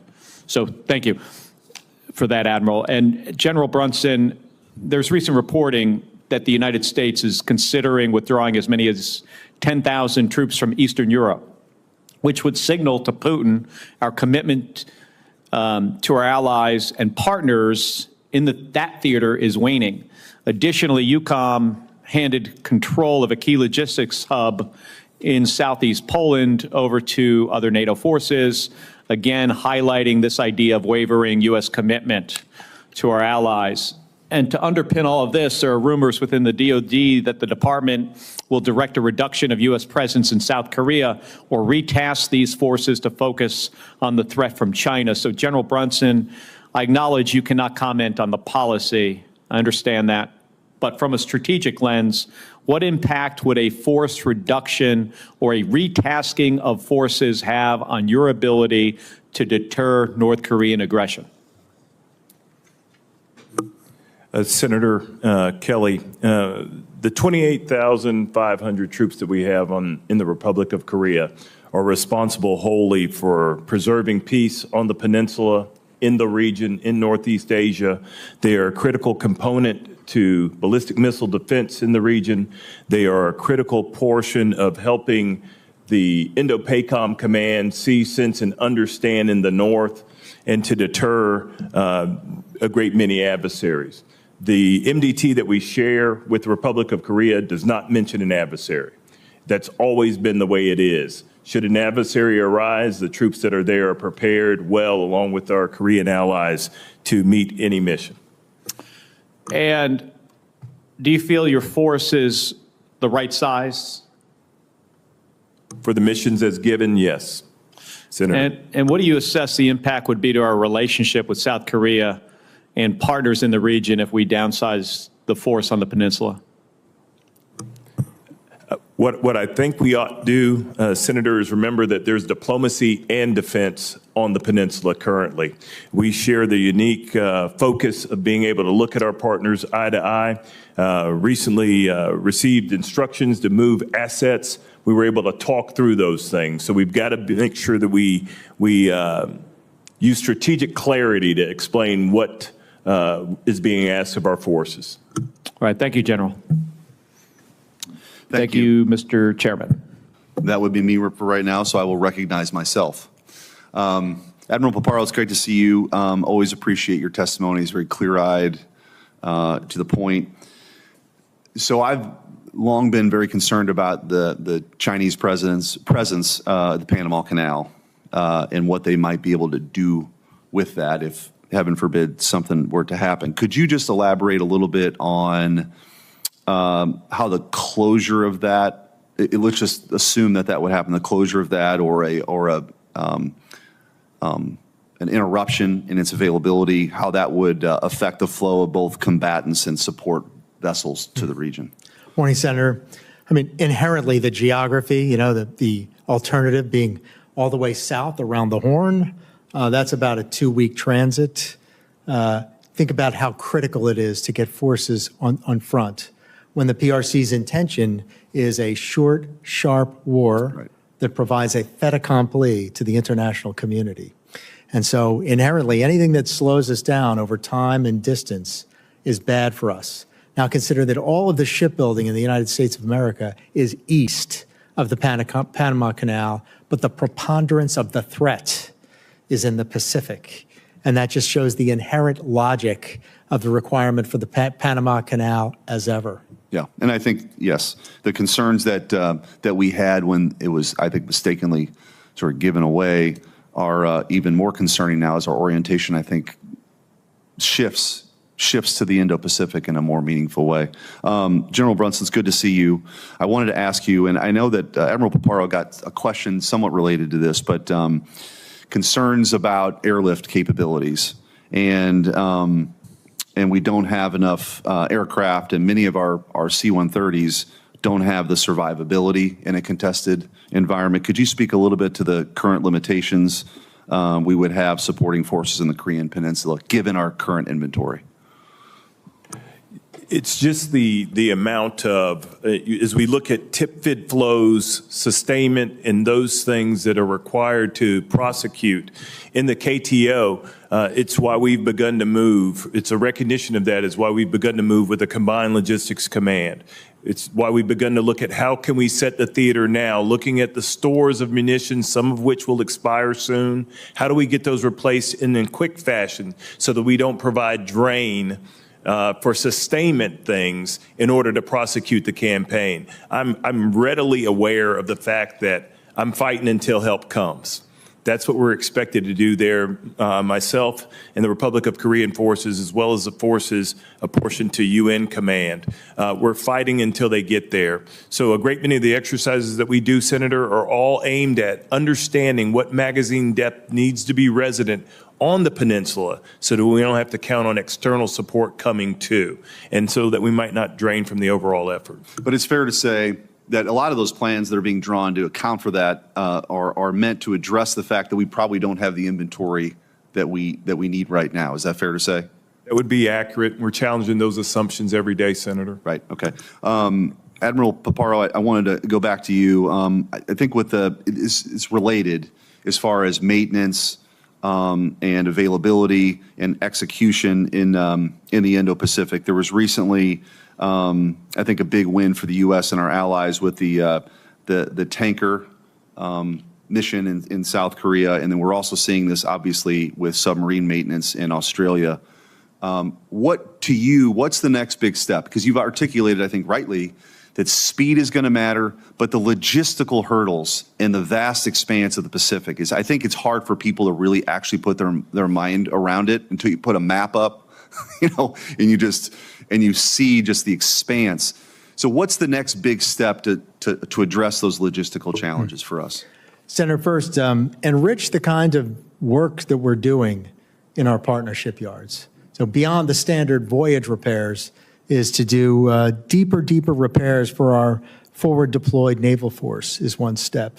And then if we can get into the space of production of that capability, of enhancing the Korean worldwide ship capacity, which is, I think, 23% of global total is built in Korea. Japan is 15% of global shipbuilding. The United States of America is 1% of shipbuilding. This confers immediately to speed. So more maintenance being executed at these partner yards where it makes sense. And then the next step, and I've heard a lot of talk about this from all throughout government, which is to avail ourselves of our partners' unique shipbuilding expertise, and then while we regain our own shipbuilding expertise in the United States. Thank you. Senator Peters. Thank you. Gentlemen, thank you for being here today, and certainly thank you for your service to our country. Admiral Paparo, as you know, Exercise Northern Strike in Michigan brings over 6,300 participants from all across the United States, as well as our international partners to Michigan's National All-Domain Warfighting Center. It's the largest training area east of the Mississippi. In past briefings before this committee, you discussed the importance of Exercise Northern Strike to Indo-PACOM and particularly our ability to cooperate with our partners in the region. Could you elaborate on your prior comments and discuss the importance of Northern Strike to supporting Indo-PACOM's mission, please? Senator, without giving more of the details of what's executed on Northern Strike, it is a key point of leverage. And I have this even from my interlocutors who report that those personnel that return from Northern Strike are changed. So I treasure it, and I want more of it, and I want to expand it. And, I thank the state of Michigan for their diligence in it. Well, that's great to hear, Admiral, and happy to hear that. And Yeah, you will know that I'm actually co-sponsoring a proposal for the NDAA with Senator Slotkin to make Northern Strike permanent and funding permanent. And I certainly look forward to working with members of this committee to do that. And your words of encouragement, I hope will help that process move along. General Brunson, as you know, Russia is strengthening military ties with North Korea through a mutual defense pact, troop deployments to the Ukraine, and efforts to modernize North Korea's conventional forces. Meanwhile, China is mounting a pressure campaign on South Korea through political interference, economic pressure, maritime disputes, cyber operations, targeting critical infrastructure, and the list goes on. So my question for you, sir, is how is USFK adapting its force posture or training to counter the hybrid nature of threats, including military, cyber, and disinformation that's now posed by both Russia and China in this region? Yes, Senator. So one of the things that I believe in the future, whether it's in competition, conflict, or crisis, we've got to be able to do is we've got to be able to protect, we've got to be able to sustain, and we've got to recognize that our posture, which entails our organization and a host of capabilities, has all got to be in the right place. Part of doing that is by utilizing the assets at our disposal and the authorities inherent in other nations that come to join us on the peninsula. So to sort of keep this clean, if you will, we're able to leverage the special operations forces within the Republic of Korea. We're able to leverage our own forces, whether that be a military information support team that operates inside embassy spaces, or whether it's us using them along with our J-39 to ensure that we're not only hardening access to ports, but we're also testing all our lines. As you know, Senator, we fight off of the Centrix K network. It's important that we stay on that network with cyber defense teams and then encourage our partners to do the same thing, which is what we're doing right now to ensure that we limit access to our networks, protect our information properly, and look at those whole host of threats and how we might counter them on the peninsula. Well, very good. From your perspective, is there a risk that China and Russia could coordinate actions on the peninsula to distract or perhaps divide U.S. attention from other strategic challenges, including Taiwan or Ukraine? How concerned are you about that? I'm concerned about that from the perspective of how they might enlist the DPRK to aid in some form of subterfuge, nefarious activity, or anything else that might happen in the region to keep us from focusing wholeheartedly on the mission of Indo-PACOM in maintaining a free and open Indo-Pacific. Thank you. Admiral Papara, Congress created the Pacific Deterrence Initiative in fiscal year 2021. National Defense Authorization Act to strengthen our military capabilities and partnerships in the Indo-Pacific region. The PDI is aimed to boost deterrence against China by investing in force posture, in logistics, missile defense, allied cooperation. Sir, could you share some specific examples of how PDI funding has improved the U.S. force posture or our readiness, and what steps can we take to enhance or fully operationalize PDI? Senator, an example is the Joint Fires Network and our ability to move fast in order to execute the fires function of among joint fires faster. Our material improvements throughout the theater has enabled us to move faster. And enhancing Pacific Deterrence Initiative, U.S. Indo-Pacific Command is an advisor to the process. The services choose which elements that they do is Pacific Deterrent Initiative. And as the AOR is 53% of the world, almost any joint force element that is acquired is applicable to the Pacific. So more agency for United States Indo-PACOM and able to close the seams throughout the services would enhance the already good effect of Pacific Deterrent Initiative. Great. Thank you. Thank you again. Thank you, Senator Sullivan. Thank you, Mr. Chairman, gentlemen. Admiral, General, I want to first begin by thanking you for your decades of service, both of you. You both do a great job, and I think sometimes we don't always say that. Same with your staffs. I have shown this chart to many folks here in the last few months. This is the action that's happening in the North Pacific, Admiral, as you know, up in the Arctic. Very, very aggressive Russian, Chinese actions into our ADIZ, into our EEZ. And the unprecedented element of this is the joint task force nature.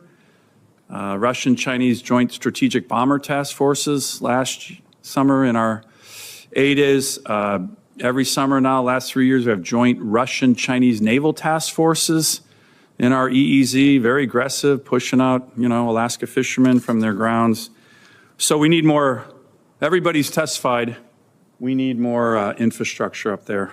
Admiral, you in a classified hearing said we need to reopen this very strategic port, Navy base, ADAC. By the way, I did a little geography test. It's over 1,000 miles west of Hawaii. Most people have no clue about that. It's also the gateway to the Arctic. NORTHCOM commander has testified we need to reopen ADAC. The CNO has testified. Why do you think ADAC is so important, Admiral? Senator, it is a further western point, which would enable, and along with Erickson, in order to gain time and distance on any force capability that's looking to penetrate.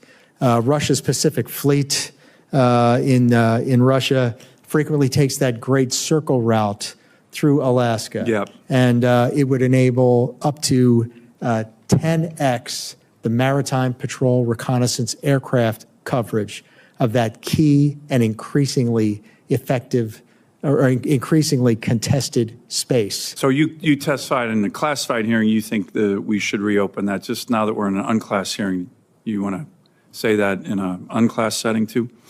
We should reopen ADAC, and we should enhance the ability to operate out of Erickson. So thank you on that. It has 3 piers, 2 8,000-foot runways, a big hangar, 22 million gallons of fuel storage, one of the biggest fuel storage depots anywhere on the planet Earth.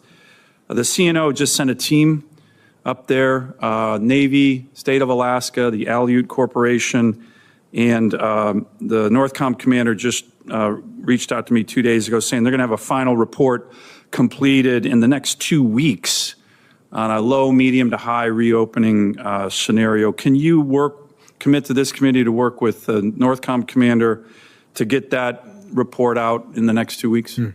I commit. And then you also have plans with regard to Northern Edge in terms of that really important exercise using ADAC. Can you talk a little bit about that to the extent you can in an unclassified setting? United States Air Force's concept of agile combat employment is the means by which we achieve more dynamism among the force. And so the 11th Air Force is based in Alaska. That is an assigned force to United States Indo-PACOM. 11th Air Force with over 100 fifth-generation fighters up there. The preponderance of Indo-PACOM's fifth-generation fighters is in Alaska. And so we will be exercising the Agile Combat Employment concept in this summer's Northern Edge exercise. And ADAC's going to be part of that? They will operate out of ADAC. Great. Let me mention one thing. You know, when the president, after his election, he actually put a statement out saying, we will ensure Alaska gets increased defense investments as we fully rebuild our military, especially as Russia and China are making menacing moves in the North Pacific. So that's a quote from the Commander-in-Chief. I know I've raised this with you, but it's a little bit of an issue, and just in terms of the urgency. As I mentioned, the state of Alaska, the Aleut Corporation, that is the Great Alaska Native Corporation that owns the land there, and the U.S. Navy were in ADAC a couple weeks ago doing a site assessment. They're going to get that to us soon. The Aleut Corporation, I've talked to them. These are great patriotic Americans. Alaska Natives serve at higher rates in the military than any other ethnic group in the country. They would love to do a deal with the Navy. 99-year lease or something like that. But you know who checks in with them once a year, Admiral, on ADAC, about leasing ADAC?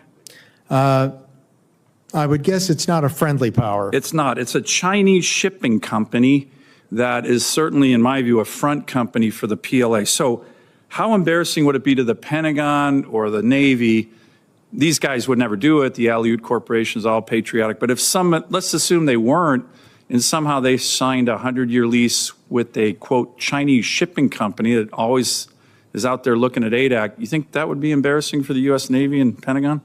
On substance, I think it would be bad because this is the modus operandi in the Belt and Road Initiative. Imagine having the Belt and Road Initiative include Alaska. One of the most strategic ports in the world. Amen. So we have a sense of urgency on this, and I look forward to working with you and the committee, Mr. Chairman, on this important issue. Thank you. I sense a sense of urgency. Yes, sir. Senator Blumenthal. Thanks, Mr. Chairman. Thank you both for your service. Admiral, I want to ask you some questions based on your extraordinarily impressive experience as an aviator, as well as combatant commander. We're building new aircraft carriers at huge expense. Are you concerned about their vulnerability in light of the increased Chinese capabilities that you mentioned in your testimony, AI, cyber, hypersonic missiles? My guess is the everyday American sees an aircraft carrier as a huge sitting duck out there in the middle of the Pacific. Are you concerned? It's a moving duck with the ability to defend itself, unique among airfields as a mobile capability. It is not uniquely vulnerable, but it is uniquely valuable. And the PRC, seeing that value, have made it a focus because they have every other fixed land-based targeting complete. Its value lay in the enormous variety and the enormous mass of fires. And so it is not more uniquely vulnerable to the PRC. It is more uniquely threatening to the PRC, which is why they're working so hard to strike it. And I hear people say, well, in war games, we lose these aircraft carriers. The war games must have a terrible Paparo simulator because I'm going to put them into harm's way judiciously and when they can strike. And it will be my job to return those aircraft carriers to their home bases after they have done their duty. So I am no more concerned about aircraft carriers than I am about destroyers, submarines, squadrons, wings, battalions, regiments. But those fires are, the massive fires that they bring are absolutely unique, step-level change above any other particular single unit. And you pay me to find ways to protect those aircraft carriers along with everything else that's in the joint force. For every one air-to-surface missile, there are, for every one maritime-oriented missile, there are 8 others that are designed to strike land targets. And so, I note that, this topic comes up frequently, but you have my opinion on it, is that instead of waxing into a culture of, well, we should give up on this capability, no, we should do something about it. And we are doing something about it.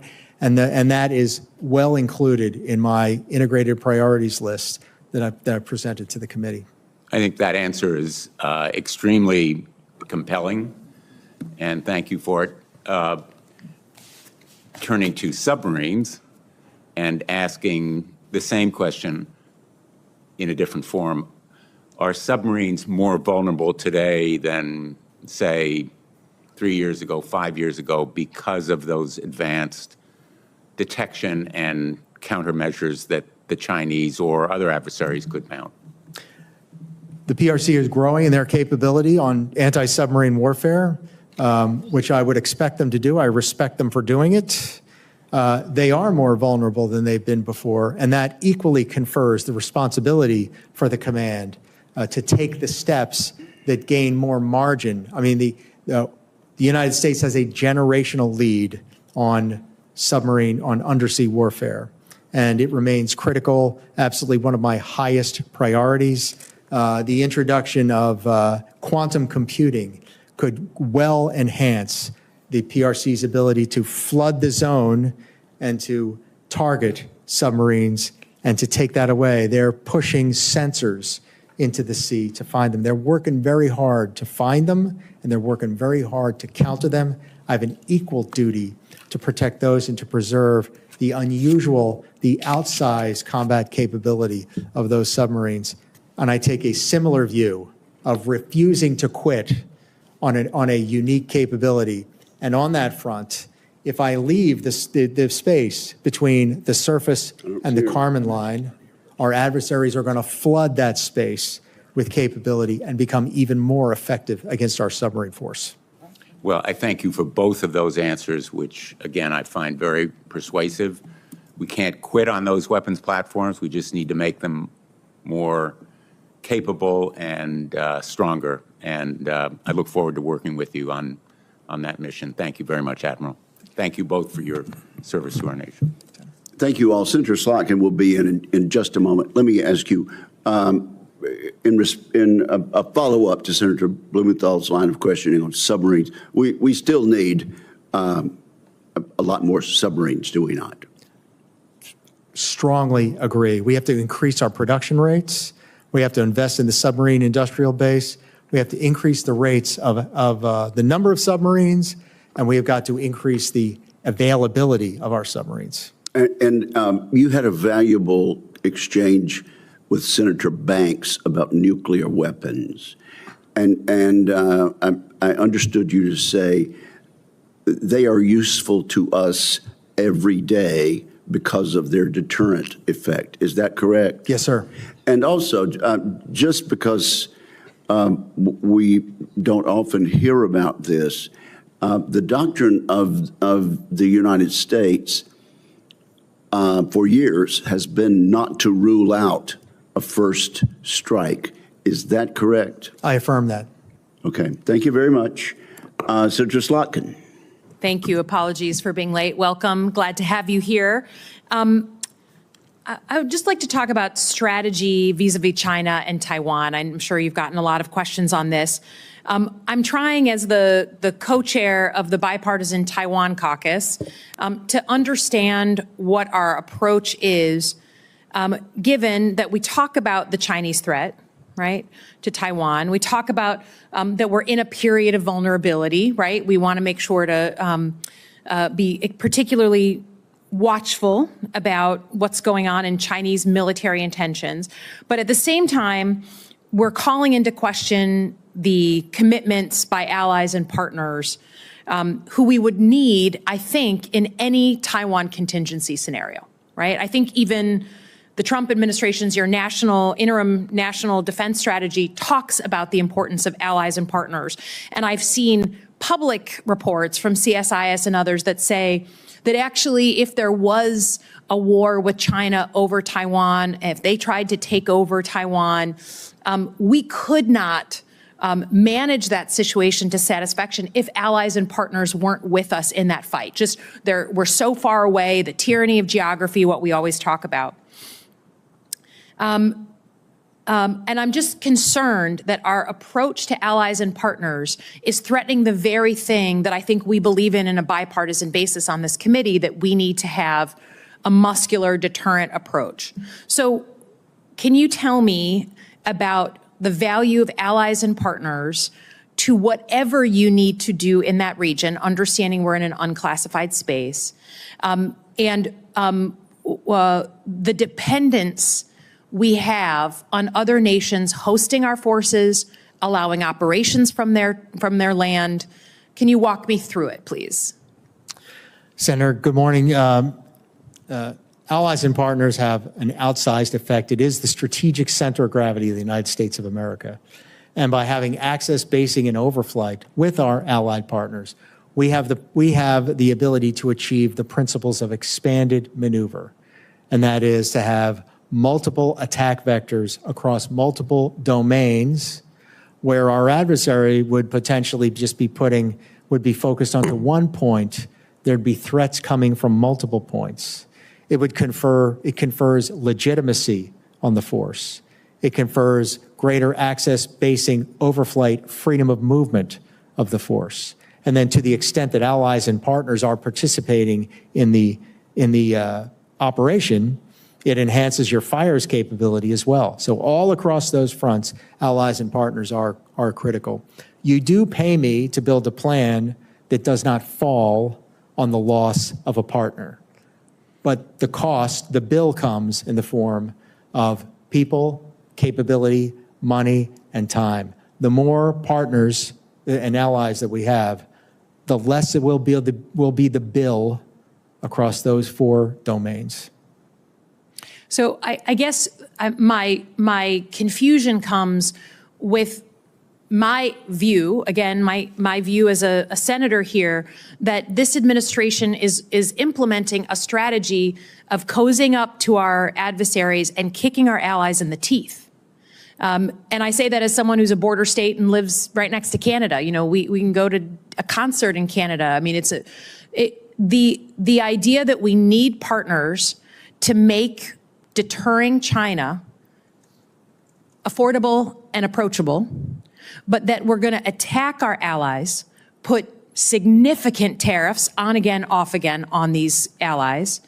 We're going to humiliate them in public, speak badly and speak ill of them, including countries we share intelligence with, is, to me, the most astrategic thing I have seen in a national security approach to China. So for all someone claims they care about deterring a military threat from China, if your approach is, and thank you for your incredibly articulate description of how our allies and partners are the center of gravity, your words, I believe it to my core. I cannot for the life of me say with a straight face that for all the huff and puff this administration puts on about China, that they actually give a crap about deterring them, because then you wouldn't be alienating all the allies and partners who live around China. And I'm watching the Chinese put in a base in Cambodia, right? Sounds like a terrible vulnerability for us that other allies and partners are cozying up to China. So I deeply appreciate the work that you do. We depend on you. We need you all to do your work well. But for the life of me, I think whatever bravado this administration has about China, the play is actually being undermined every day by the way that they kick our allies in the teeth. I yield back. Thank you, Senator Slotkin. That concludes the hearing. We appreciate the testimony, both in the closed session and in this open session. And with that, this hearing is adjourned.